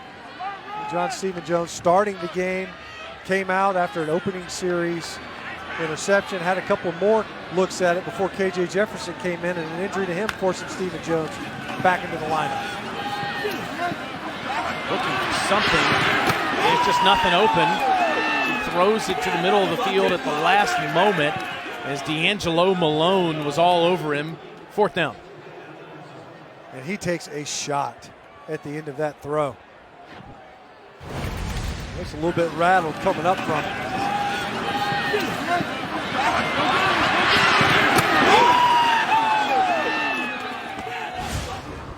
What a shot. John Stephen got hit pretty hard on the very first series, and then here on the opening series of the second half looks a little shaken up. Reed Bauer, sophomore from Magnolia, Texas, with the punt. Fair catch called for. That's 38 yards, and the Hilltoppers get it again. Detail, we're going to look at the RPO concepts on both sides of the ball. You know, this time we can run a bubble and a slant, which can put even more pressure on the defense because you got one guy going out and one guy coming in. Detail on ESPN Plus. I think everybody's wondering about the details for LSU and Alabama. What will the difference be in that game that will start coming up in just over an hour and a half from now? Alabama winning the last 8 in the series since that 2011 game. Storey takes off and gets up to the 38-yard line. Alyssa, I'm going to let you go first here, my friend. Who you got? Oh, my goodness. Well, first, I mean, this has to be the game of the year in all of college football, not just the SEC. I'm really torn on this one, though. If it were at a neutral site, I would take LSU. But I got to give the edge to Alabama just because it's in Tuscaloosa. But gosh, these teams so evenly matched. And I know a lot of people talk about, is Tua 100%? Does it really matter if maybe he's 80 or 90 with those receivers he has, guys? Look at Gaej Walker running free inside the 30, pushed out inside the 25 by Micah Smith. Another power. This time Gaej Walker is the ball carrier. He's dancing through the heart of that Razorback defense before he's finally run down by Micah Smith. Seen Ty Storey have some success on that run. Now Gaej Walker getting in on the action. It's a 39-yard run. Storey fakes, keeps, and to the goal line. And they mark him just shy as Busta Brown makes the tackle. 22 yards for Ty Storey, 1st and goal. Well, after an unbelievable first half, Ty Storey and the Hilltoppers, you know, they were finally forced to punt on that opening possession, and then they picked up right where they left off. Start running that quarterback. Gaej Walker gets a long run, and then Storey gets him on the doorstep of the end zone. Gaej Walker runs into Hogs. Will lose yardage there as Scooter Harris, playing in his final game in Fayetteville, is there on the stop. That time he and Bumper Pool holding the point right there on the precipice of their end zone. They find themselves on the back end of yet another couple explosive plays. Mentioned Pool early on, 13 tackles last week versus Mississippi State. For Scooter Harris, one of the most prolific tacklers in all of the conference. This is 350th career tackle. Storey, end zone into traffic, and it almost was picked off. Jalen Catalon, the true freshman from Mansfield, Texas. Boy, he had a shot at this one. Man, if he gets this one too cleanly, there's a chance that he's able to break out of that end zone. Who knows who slows him down? See there, as you mentioned, a freshman hit him right in the hands. Regardless, was able to break it up to force another 3rd down. This defense hasn't had a good moment in a month. 3rd and goal. Storey is stopped shy of the goal line. It's 4th down. Nice job done by Cameron Curls getting in there. Matayo Soli in there as well. TJ Smith, Bumper Pool did a good job holding the point on that side. The Hilltoppers, after being aggressive for the entirety of this football game on a 1-yard field on 4th down, have decided to kick. 5 for 5 on 4th, yeah, and now Corey Munson with basically what's an extra point from 19 yards, and that's a line drive through. And it's 38-7 Western Kentucky. More on Bama and LSU coming up. Monday night at 7 o'clock on the SEC Network, there's this show on called Thinking Out Loud. It's the greatest college football show in existence. And we have a segment called For Crying Out Loud where we kind of pull some plays from the weekend that we're like, seriously? I think mine might be video of y'all's outfits today. Oh, yeah. All right. I think that might be my segment on Monday. But of course, last week, though, we talked a lot of Bama, LSU. Of course, McElroy, the Bama guy, Marcus Spears, the LSU guy. I had to literally stand in between them, physically separate them as we were talking about that game. Yeah, you got alums from each side. For some reason, Alyssa makes her camel hair jacket work. I don't know. And I'm having some problems with that today. Maybe because it's like 3 sizes too big for me. You look marvelous, Eddie Bauer. Like he's going to go fly fishing at the end of the game. I'm going to be in the fall catalog. TJ Hammonds breaks through there, and he's up to the 34-yard line. These were some aggressive choices that we made. We tried to have a little fun this week, add a little color. Yeah. Clearly the lights went out in Stinch hotel room this morning. Look, I was at the end of a laundry cycle, and it's a button down. I do have a tie on. Yeah. And these cords are tasteful yet appropriate. 30-year fixed loan if you need one. Is that what you're pushing? I'm your guy. LSU, Alabama. Alyssa is picking the Tide coming up at 2:30 Central Time. We're going to talk more about that game in a minute. KJ Jefferson is back out there on the field, Alyssa, so we may see him loaded up here in a minute. But as for LSU and Alabama, you agree with these X's where they're marked? Who has the advantage? Yeah, I actually put those together, so I'm on board with those. I do think coming into it, if I had to give the edge to anybody, knowing the questions around Tua Tagovailoa, I'll give the edge to a Heisman candidate, Joe Burrow. And then, of course, I give the edge on the other two elements, Alyssa, defense and special teams, to the Tide. What do you think? I don't know. I think it'll be interesting. Of course, everyone wants to talk about the linebacker situation that Alabama has right now, and Joe Burrow seemingly hasn't had much trouble. We saw them play a pretty close game against Auburn a couple of weeks ago, and that was probably the most pressure Joe Burrow's faced all season with that defensive line. That's going to be the matchup that I'm looking at. Can Alabama's defensive line torture Joe Burrow today? But even so, I don't know if that's going to be the difference maker because we've seen Joey Burrow do some incredible things all season. Hey, trivia question. When's the last time LSU lost a football game? KJ Jefferson. Texas A&M. There you go. 3rd and 2. We saw it 7 overtimes. Saturday after Thanksgiving is the last time he lost. And of course, he ran like crazy that night. He's got to be the Heisman frontrunner today going into the game. Yeah. Having just such an outstanding season as Joe Brady's opened up that offense, given Joe Burrow so much control of it. Meanwhile, KJ Jefferson did just convert on the 3rd down. That's the first conversion that Arkansas has made today. It's the first down they've had since the first quarter. KJ wants to throw. Deep ball. And it's incomplete. It's again a one-on-one ball to Treylon Burks. Did it last week. It worked. This time incomplete. Burks a bit banged up. Let's go to the studio with Peter Burns.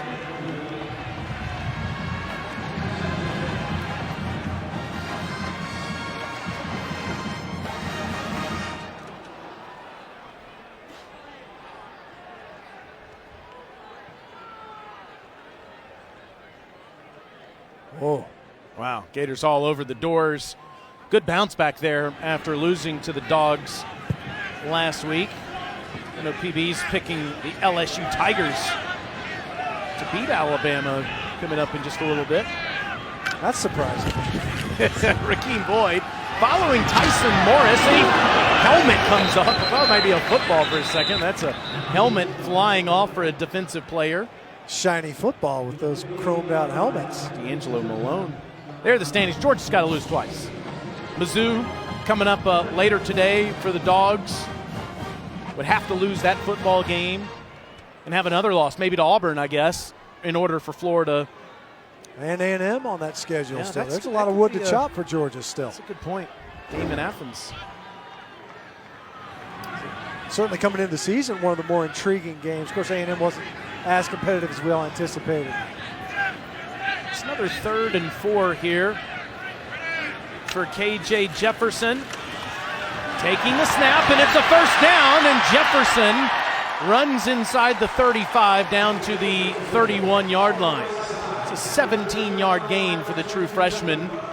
Mizzou and Georgia, we mentioned playing tonight. Georgia's won the last 5 in the series. Mizzou's a different team away from home.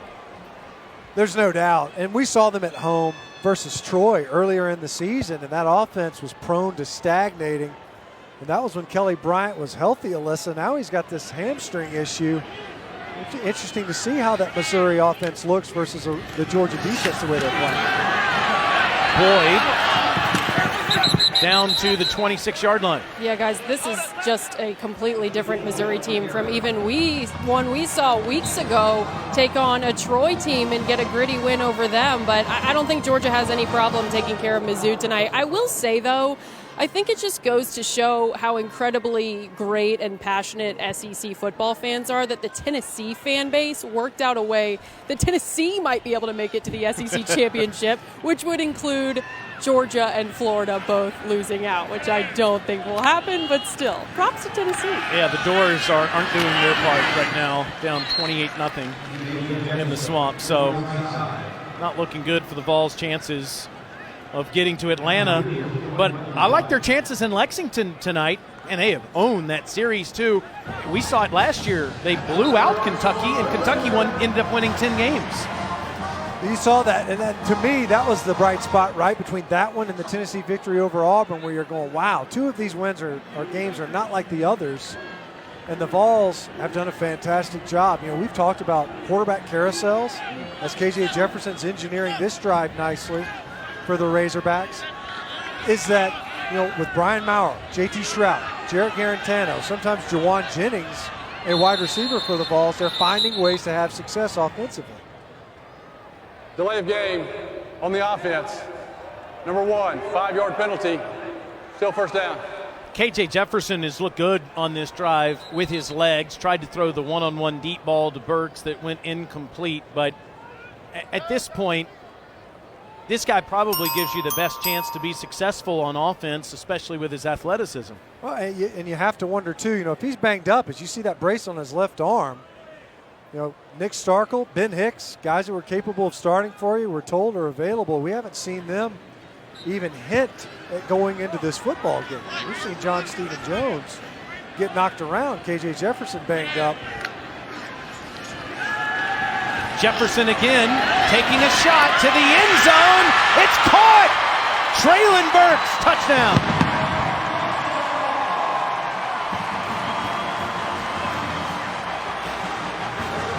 He looked healthy on that throw. And obviously they haven't hesitated to have him run. As you see him kind of holding that left arm down.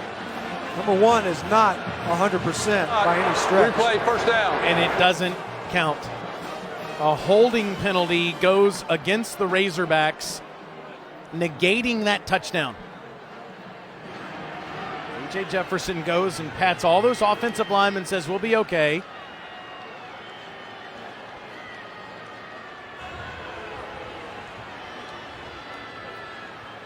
Yeah, they were running a full slide protection. It was their left tackle, Myron Cunningham.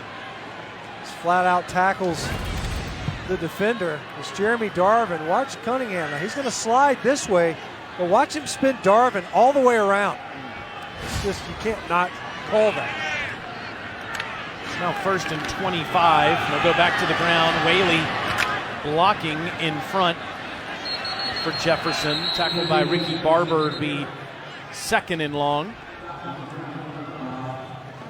So we were going all over the SEC with some thoughts on some other games today. Sounds like both of you, Alyssa and you, Stinch, both like Alabama to beat LSU. I do. Yeah. What do you think, Alyssa? Is that where you landed?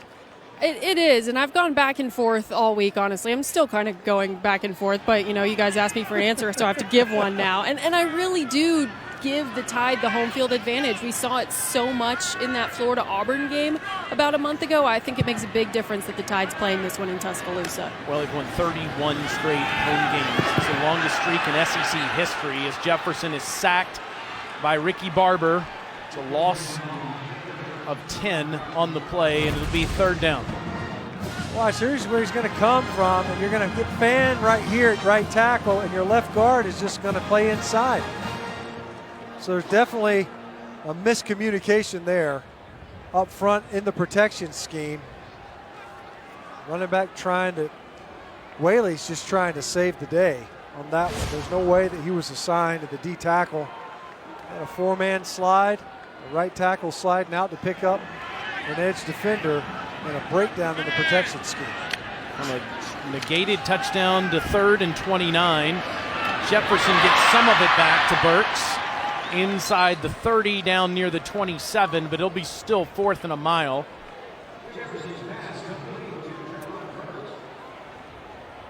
You guys mentioned just how athletic KJ Jefferson is, and he looks like an athlete as well. I know we talked a little bit about his high school career earlier. He played 3 other sports besides football in high school as well. He was a sprinter for the track team, played baseball, and also helped bring the basketball team to state champions. So, yeah, athlete is a good way to describe him. No question. 4th and 16 for him here. He's got to get to the 11, but first a whistle, a timeout. Western Kentucky, they're first. You can see Treylon Burks a little bit frustrated after that one. Wanted to get that snap off. He liked what he saw. He was playing outside as the outside option, and we've seen him already on what we thought was a touchdown. It actually was negated by the holding penalty. How big of a factor do you think the home field advantage is in Bryant-Denny today? Look, LSU is capable of playing in a hostile environment. There's no doubt. But when you talk about two teams that are as closely matched as I think most of us think that they are, home field matters on third downs. Home field matters on your ability to audible or communicate as an offense. It also matters as far as pre-snap execution. And you're looking at guys that, all it takes is one little twitch, and that's a false start on what otherwise could have been an explosive play. Now, the FPI gives Alabama a 72% chance to win. If LSU wins the game, I don't see a path to the playoff for the Crimson Tide. To me, this is a play-in game for Alabama, given the rest of their schedule. Played Duke in the non-conference this year, did not have a game against a Michigan or a Florida State. What about how they lose? Does that matter, do you think? Will that factor in? If Tua's not healthy, it could. To the end zone, Jefferson, and it's caught, but out of bounds is Treylon Burks. And he nearly corralled this ball. Too much heat on it coming out. Treylon Burks at 6'3" was almost long enough to make this catch and keep it in. Well, KJ Jefferson moved the Razorbacks down the field, came oh so close to a touchdown. Instead, it's a turnover on down.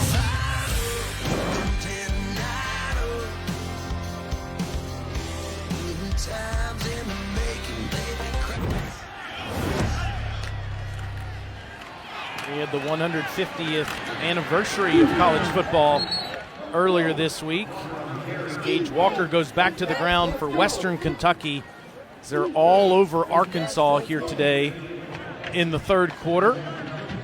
Celebrate that this weekend with a huge game in Tuscaloosa between the Crimson Tide and the LSU Tigers here in the Southeastern Conference. SEC Nation and College Game Day both there earlier today.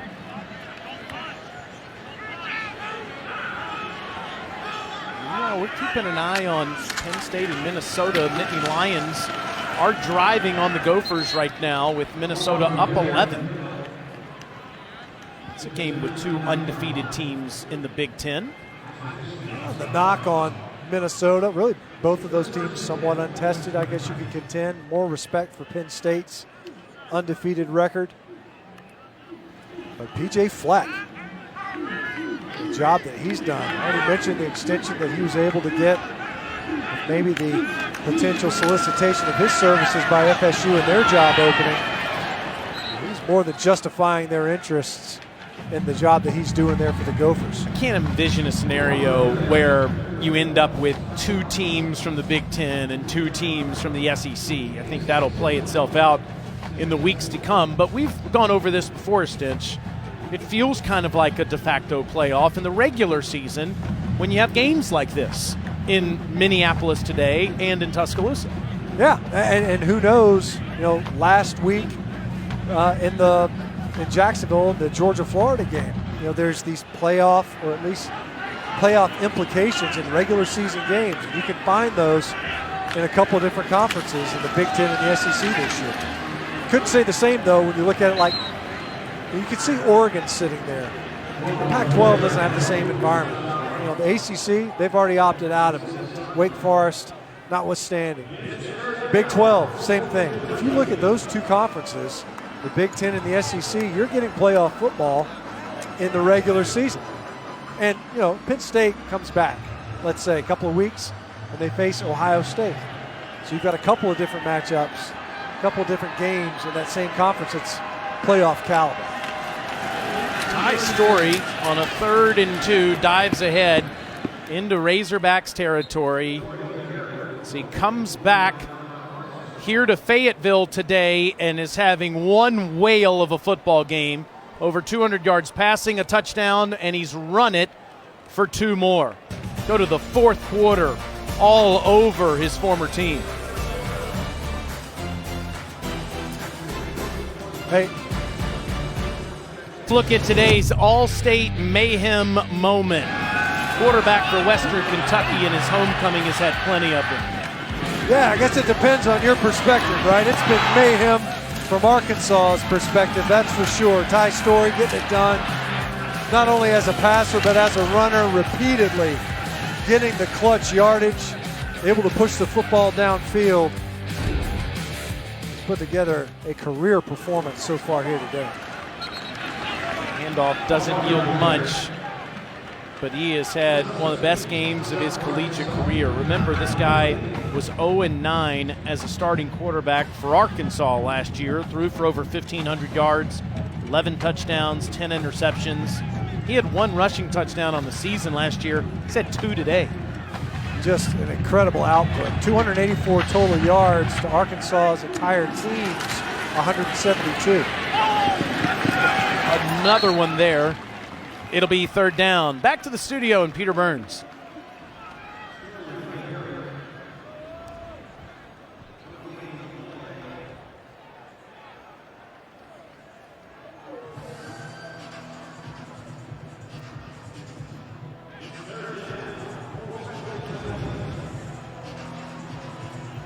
Ouch.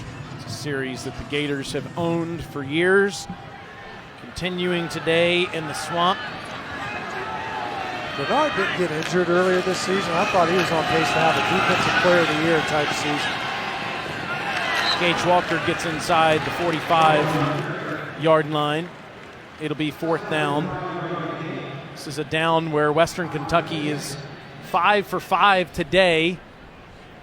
Let's see if Tyson Helton keeps the offense on the field or decides just to run the clock down a little bit and end up punting, and I think that's what he will do. Although what we've seen earlier in the game where offensive unit on the 4th down tries, they didn't even look to the sideline. There was no hesitation whatsoever, no consideration that they were coming off the football field. Here they're just going to run it down and then send out the punting team. Take delay a game penalty, give the punter a few more yards. 4th down.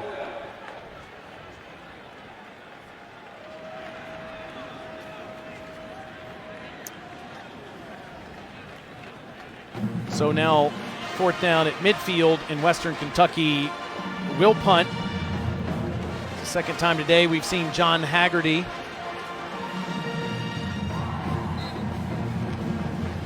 Treylon Burks standing at his own 10-yard line.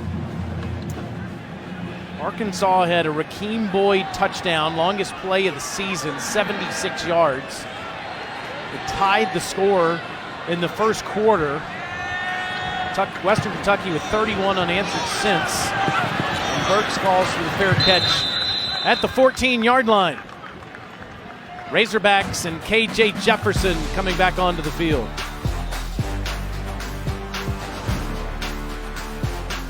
Yeah, home of the New Year's Six and the college football playoff. First rankings came out as of November the 5th with the Buckeyes ranked number 1. Look at what they're doing to hapless Maryland today. LSU's got Alabama. I think most of us would say LSU has the toughest schedule to this date.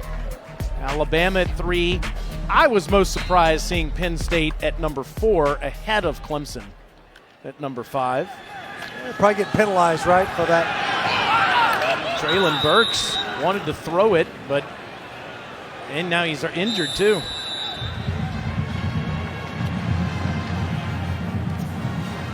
Well, that's the last thing you want to see for a guy that, as a true freshman, has caught more than 20 passes on the season. Wide receiver, has been running it, thrown it some. Takes a big hit here.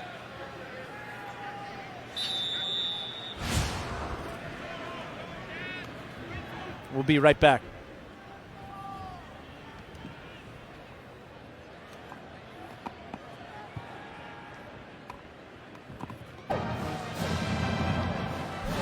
KJ Jefferson and the Razorbacks back on the field.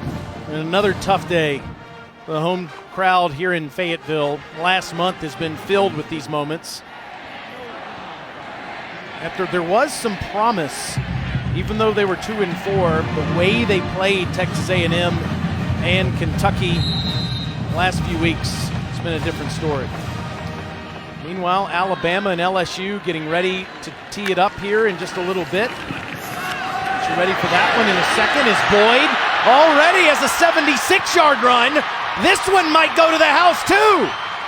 There's a flag down, but Boyd is in the end zone. It would be 86 yards if it stands.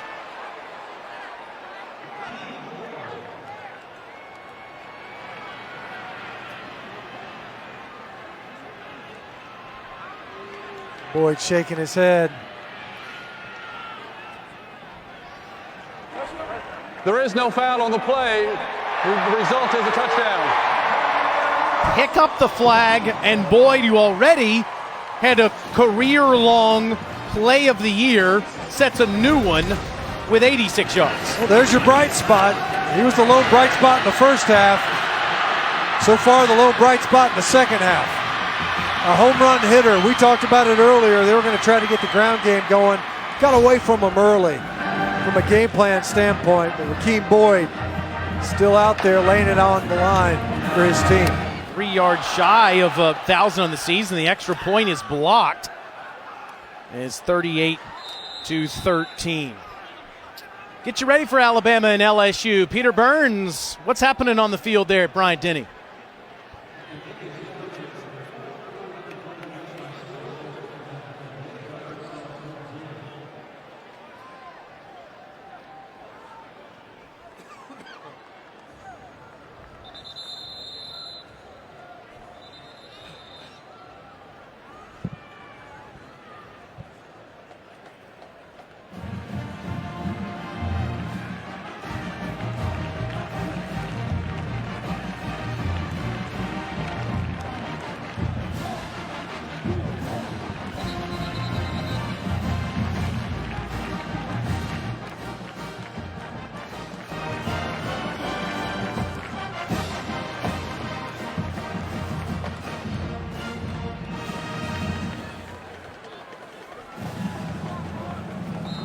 Surprised Burnsy had a counter to that one.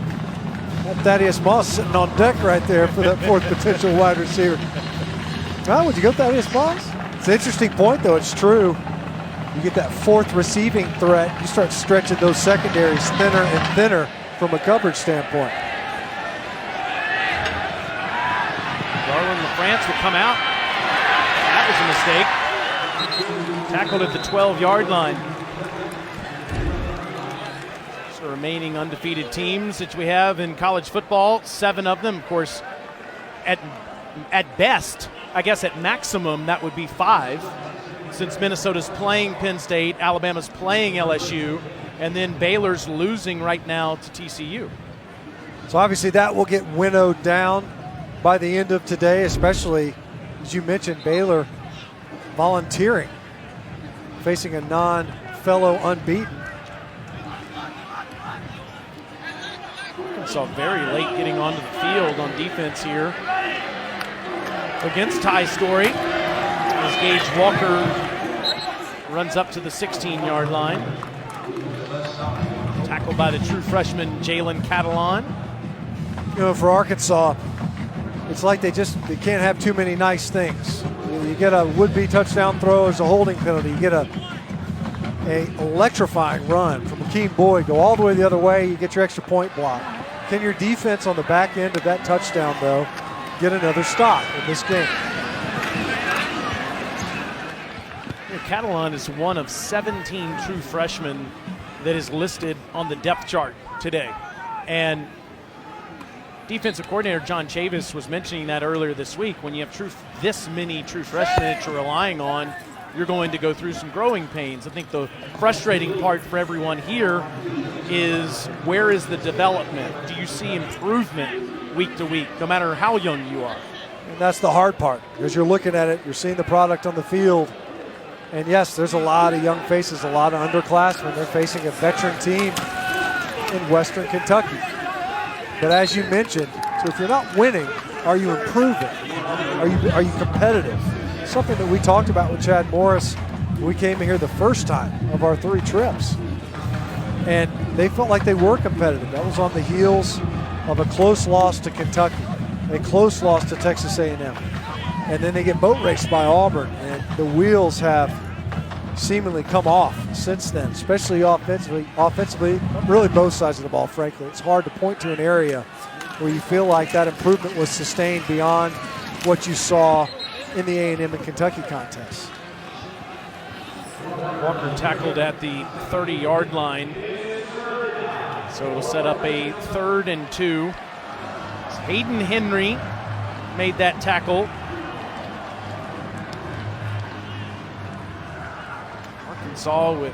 Western Kentucky with 225 rushing yards today.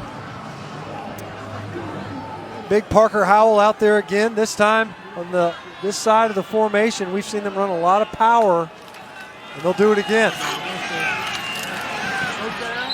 He's going to be short. Cameron Curl comes in there to make the tackle. It'll be 4th down. That time the Razorback defense able to slow down that power run, really for the first time this game. And on the heels of a touchdown, this time the Razorback defense is able to hold and force this punt. First time this game they've been able to do that, force back-to-back punts of the Western Kentucky offense. See Treylon Burks out there. Big hit he took. Just one drive ago by Clay Davis.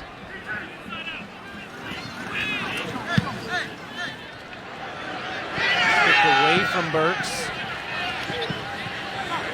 Take a Western Kentucky bounce and be down inside the 20. It's a 49-yard punt. Razorbacks coming back on offense.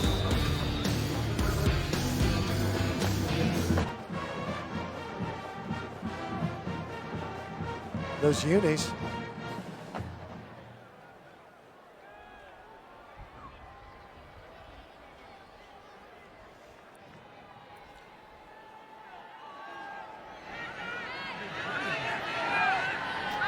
Much better than their record would indicate with the way they're fighting. A 1-possession loss to Auburn last week. KJ Jefferson isn't going to get anything there. It'll be 2nd down. New Mexico State's one of 3 teams in the country that hasn't won a game this year in college football, so you would think the Rebels would be able to get right today. Yeah, it kind of assuaged the pain, right, of a near miss last week versus the Tigers. And you look at that out of the footprint update, with what the Gophers are doing. As you pointed out earlier, Taylor, ranked it's a little bit lower than anticipated given their record. Certainly the type of performance they've put together versus what was thought to be a contending Penn State team. They're putting it on those guys. So Minnesota in the driver's seat in the Big Ten West. Ohio State and Penn State. Penn State's not out of it. They play Ohio State coming up in a couple of weeks. Yeah, that's the fix-it game, right? If you're Penn State. Now, the question would be is, given the dominance that we've seen out of Ohio State, and clearly the sway that has of the perception of how good they are this season, and Penn State drops a game to Minnesota, what chances do they have versus the Buckeyes? And it's intercepted off the carom. This is picked off by Devin Key, and it's a touchdown.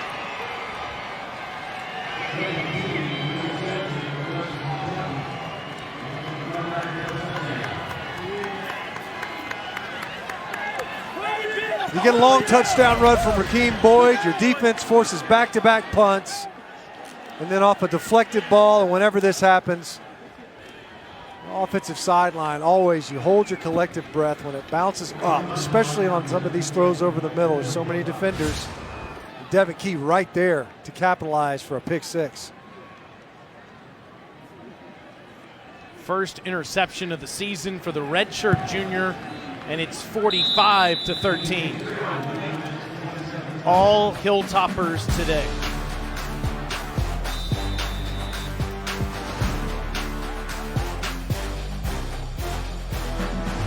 Thinking Out Loud is on Monday nights at 7 o'clock Eastern Time on the SEC Network. Greg McElroy, Marcus Spears, and myself talking all things SEC and college football. And no matter what happens in this Alabama-LSU game later, one of those guys is going to be gloating, and they're going to be gloating hard, because last year Greg walked in and handed Marcus a bag of donuts after Bama shut out LSU. So it's gonna be exciting on Monday, guys. And Alyssa and Stench are both going with Greg gloating again, I believe, as they think the Crimson Tide will beat LSU coming up here in just a little bit, just over 30 minutes from now.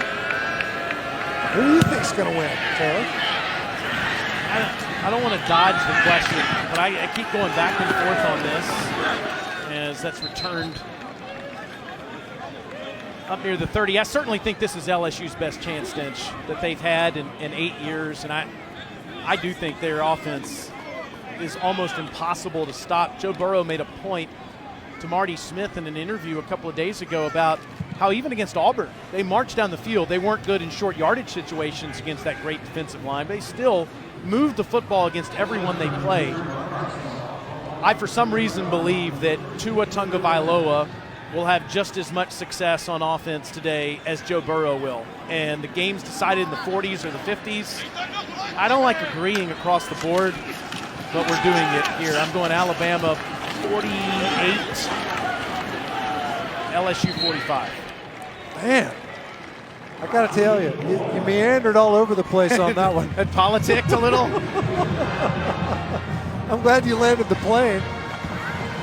So it sounds like you think Alabama's going to win. If my level of confidence is not at an all-time high. I noticed. Quite a few caveats you slapped on that one. I think LSU's got a real shot. I do. I do too. That's why I'm so excited to watch it. I would challenge anyone that doesn't think that this is LSU's best shot. And to say that they have a shot, it's not like it's a remote shot either. I think it's very close. KJ having over a defender past the 40-yard line. Roger Cray was. The question is, I think, right, is that LSU, as you mentioned earlier, has been tested, and they've passed those tests. Alabama hasn't been tested. That doesn't mean that they aren't capable of passing the test. It's just we haven't seen them really. There has been very little on-field adversity on Saturdays. Most of the adversity occurred before the season started due to injuries. Otherwise, it's been a bit of a primrose path for the Crimson Tide. That changes tonight. Jefferson to Burks, and what a catch. You can see the talent, true freshman to true freshman there. Seen this connection a couple of times. This one will actually stand. This time we saw that completion between that pairing. It was in the end zone in the third quarter, called back due to a holding call. You see Jefferson, who's had to be physical in the run game, trying to dig out some of that turf that he dug up with his face mask. KJ to the middle of the field, incomplete. Laying out for that one was Burks. He's been on the field slow to get up a couple of times. That high ball over the middle, lots of traffic there. Hang out your receiver rather like that. Got to get that ball down.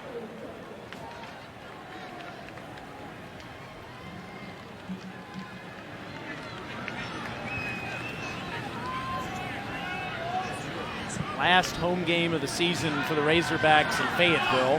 Have a week off next week at LSU in 2 weeks. And then over in Little Rock the day after Thanksgiving, they will play Missouri. Jefferson, after dropping that snap, throws it into the bench. See the frustration for the young man. They've had some success when he's gotten in there, and you could tell the lift that he brought when he entered the game in the first half. But outside of Rakeem Boyd, there have been some plays that Arkansas has made offensively, but otherwise it's been a rough outing for that offensive unit. 3 of 10 passing, did have a touchdown pass to Burks that was negated due to a holding penalty. This is TJ Hammonds, horse collar down, and the flags come flying from everywhere. Devin Key did prevent a touchdown, but committed a personal foul.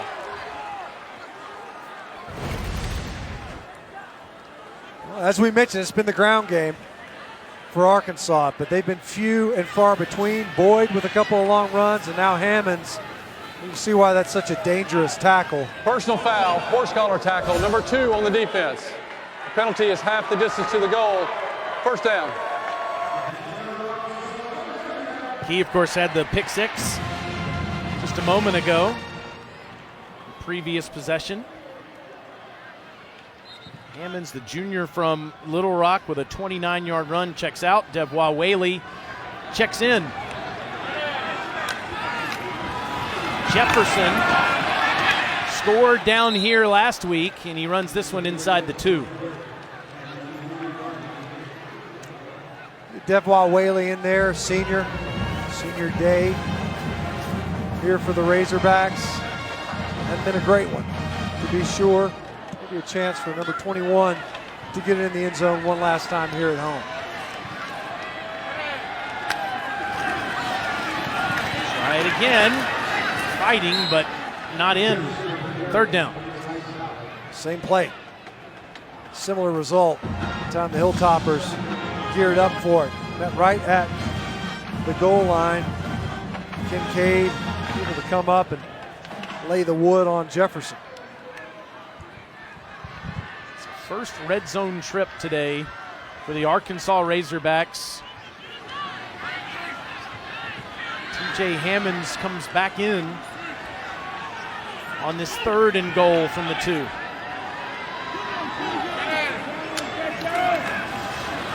TJ trying again, and this time he's in.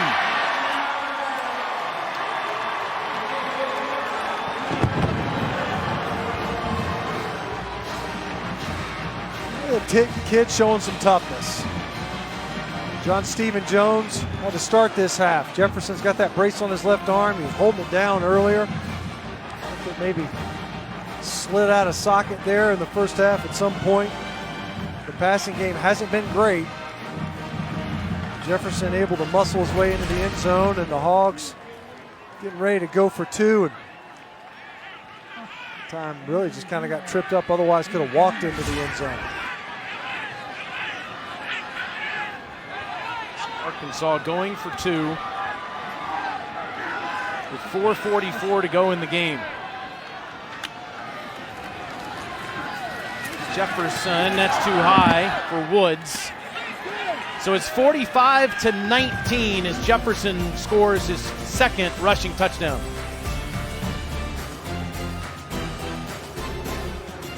Team's numbers to number. SEC Network Football is presented by Allstate, reminding you that football season is mayhem. What a game for Mason Jones in Eric Musselman's debut as the head coach of the Hogs. Mason scored 32 points. Isaiah Joe had 24. Razorbacks won 91-43 against Rice on Tuesday night. Of course, Musselman had Nevada as one of the top teams in the country the last couple of years. Onside kick time. Let's see if they go left-footed kicker or right-footed kicker. Matthew Phillips here as Western Kentucky will call a timeout. All right, it's time now for our five-star play of the day presented by Yellowwood. How about this throw and catch from Western Kentucky? Well, we talked about Ty Storey and the type of game he's had.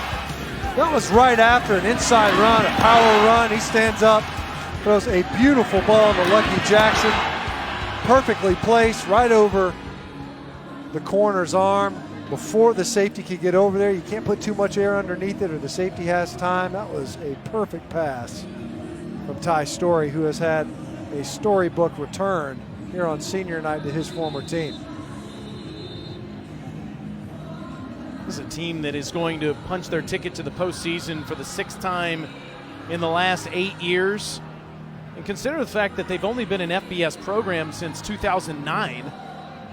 And they've already made that many trips to the postseason. And on the heels of losing to Central Arkansas to start the year to get to bowl eligibility with a couple games remaining. Impressive job by Tyson Helton. So Phillips fakes it. But the ball does fall off of the tee. I don't know if I've ever seen that before. Well,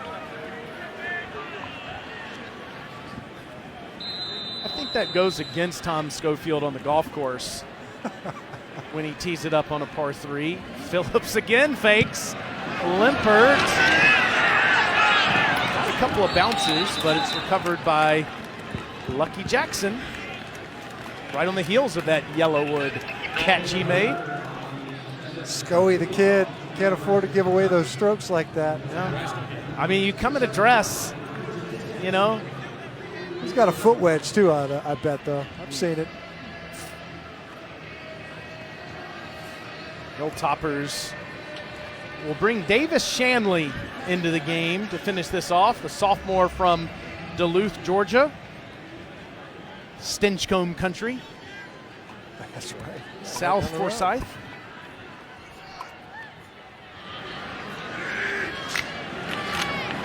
Samuel in the backfield. Make that Keyshawn McClendon in the backfield with the carry there. I'll tell you what's interesting about Western Kentucky on offense.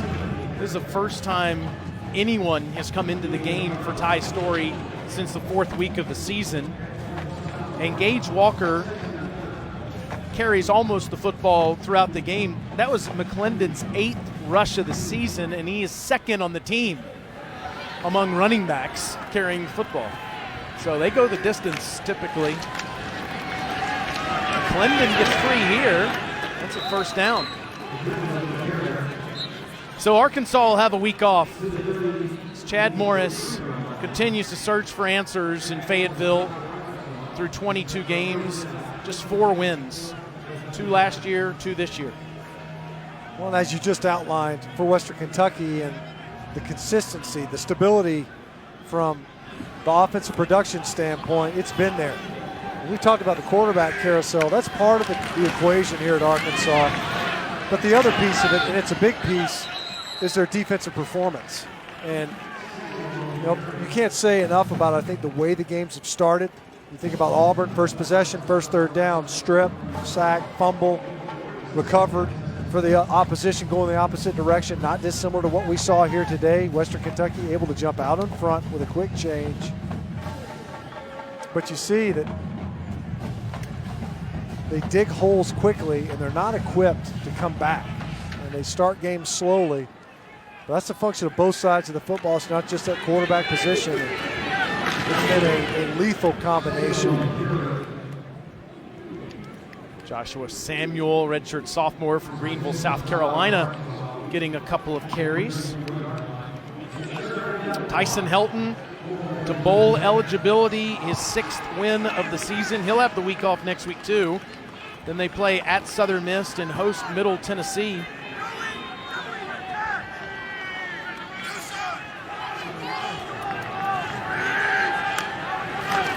The 3rd and 1, Keyshawn McClendon. Like he's short. Grant Morgan, Miles Mason on the tackle with a flag coming in.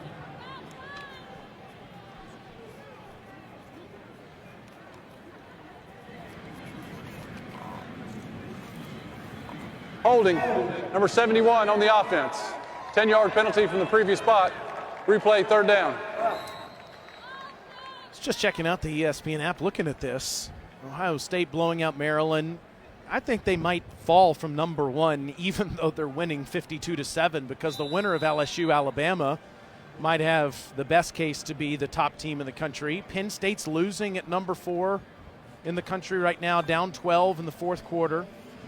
Clemson's at NC State tonight on ABC, and Baylor is driving on TCU right now, just outside the top 10. They're down 9-6 in the 4th quarter over in Fort Worth. What a day for that young man. Ty Storey. It's interesting to hear people that have lived here in Fayetteville and worked and around the program praise this guy for the human being he is and always has been, the way he handled himself as he left the program. Just wanted a chance to play. Boy, did he get that today. Yes, he did. He took advantage of it, full advantage of it. The opportunity to return to this program, his home state, where he enjoyed so much success in his high school career, and nearly could do no wrong in this game. A huge day for Ty Storey in his return here to Arkansas. Running himself is Shanley. That's a first down run inside the 30-yard line. Now coming up just under an hour from now, Ole Miss will host New Mexico State in Oxford.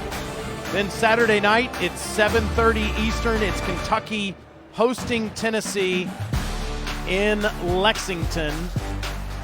Sounded like Alyssa's going with the balls. You agree with that in Lexington tonight? I am, yeah. I think the way Tennessee's been able to go with the multi-headed monster at quarterback, right? Alyssa, what do you think with all those faces that they've had to play at the most important position on the field? Well, we'll get to her in just a second. Yeah, There's a fumble. not only the quarterback position, but the defense as well. Tennessee's defenses look better and better every week. Fumble recovery by Micah Smith. Gives the ball back to Arkansas. Micah Smith, and we've called his name quite a few times here, and especially the second half. Going back to Tennessee, you're right, Alyssa. It's interesting, defense that has played much improved. I think Jeremy Pruitt in that roster, right? Good job that they've been able to hold things together.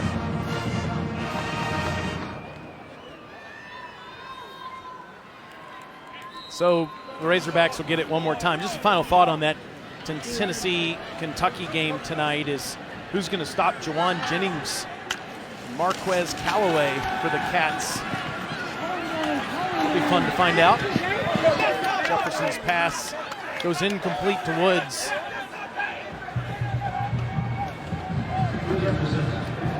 Look at KJ Jefferson.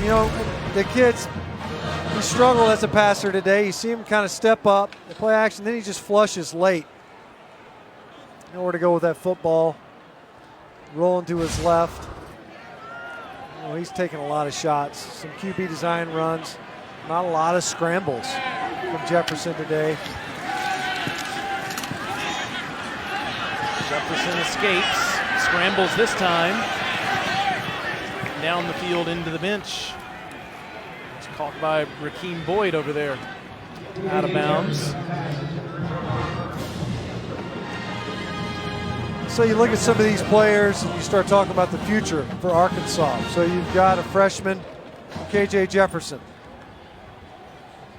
And as we've mentioned, he will preserve his year of eligibility despite the fact he's playing in this game last week. He can play in the balance of them this season. Treylon Burks, young guy. Trey Knox, very young guy. Key contributors, guys that can step up at the skill positions. Arkansas's got to get better along the front. They're going to find a way to replace their production at running back. And they must improve on the defensive side of the football, and that's nearly a statement that I think applies across the board. Hammonds with another catch there as he's tackled by A.J. Brathwaite Jr. Well, Chad Morris watching this clock wind down. I think that the elephant in the room is what's going to happen with Chad in his future. I'll tell you this about him. He still coaches hard every single play, and his attitude never seems to be impacted. Now the approach has been consistent. The product on the field is not. Mike Woods makes the catch for a first down there. And the concern that you would have is the one I think he pointed out earlier this season where he said we were competitive. We're competitive. We're in games. And then they got into the second half of their schedule, and that was no longer the case. You see Coach Helton over there sharing a moment with his quarterback and Ty Storey. It's been nightmarish, to say the least, especially at the position that just got sacked, quarterback for Arkansas. Jaden Hunter, sophomore from Atlanta.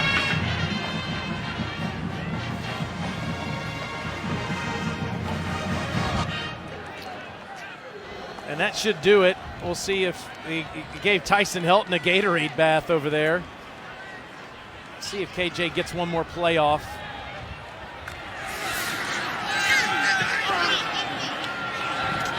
Caught across the middle by Burks. 45-19, Western Kentucky beats Arkansas, and Tyson Helton gets some blue refreshment. Fourth win over an SEC team, first since they beat Vandy 4 years ago when Helton was an offensive coordinator with the program.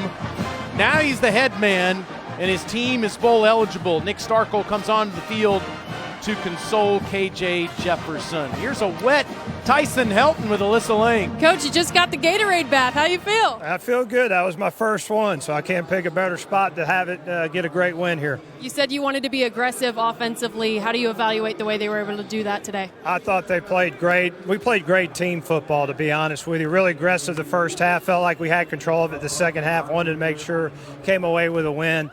Did everything we needed to do to win the game. Really proud of our guys. This was obviously a huge game for Ty coming home. What did you think about the way he played? I can't imagine a better performance for him and how to come back home and get a big win. And it's something he'll remember for the rest of his life for sure. You guys are bowl eligible now with this win. What does it mean to beat an SEC program to get to the postseason? Well, it's a big win for us. Anytime you can beat a Power 5, especially in SEC, it's a big deal. To be bowl eligible, that's great. Season's not over. We still got a couple more to go, and we want to win those as well. Thank you, Coach. Dry off. Thanks. Appreciate it. Ty Storey getting hugs from all of his former Razorback teammates. Still very popular in this town, and the local product able to enjoy that moment. He's handled himself well. See McTelvin Agim there. Last time he'll play at Reynolds Razorback Stadium. So the last two games will be away from Fayetteville. Certainly not the way he wanted to go out today. No, you could see it. You know, a number of the football players here for Arkansas highly frustrated. It's been a long season for these guys. A couple games yet to play. Difficulty will be is that they've got a week to think about this one even longer. Be capable of getting out on the field on a Saturday, and so the pain from this one will linger. But on senior night, certainly not the way that you want to go out.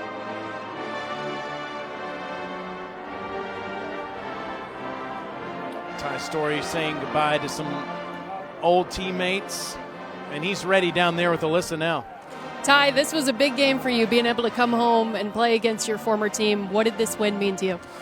This has been one of the coolest experiences of my life, just to be able to come home. I mean, it's been so long since I've been here, and got going out like that, that's awesome. Being able to share it with these guys, it's been awesome. It's been cool. Coach said you guys wanted to come out and be aggressive offensively. What did you think about the way you guys were able to execute that? We came out and I thought we executed really well. I mean, put up, 35 points in the first half and tried to play kind of conservative towards the end, which you kind of have to, and it was good. It was a good win for us. You guys beat an SEC team to become eligible for the postseason. What does that mean to you? That's the key right there. Everyone's talking about it on the sidelines, man. We're really excited and just to keep playing and having a couple more months with these guys. Ty, congrats. Thank you. Thank you. Unbelievable day for him, handling himself with class as usual. Didn't win a game in 9 starts last year for the Razorbacks. Beats Arkansas today. Our final score, Western Kentucky 45, Arkansas 19. For Tom Schofield and our entire truck, for Alyssa Lang, Matt Stinchcomb, I'm Taylor Zarzer. We'll be back with more from Fayetteville, but first let's go to our SEC Network studios. Peter Burns, Chris Storey, and Gene Chisholm.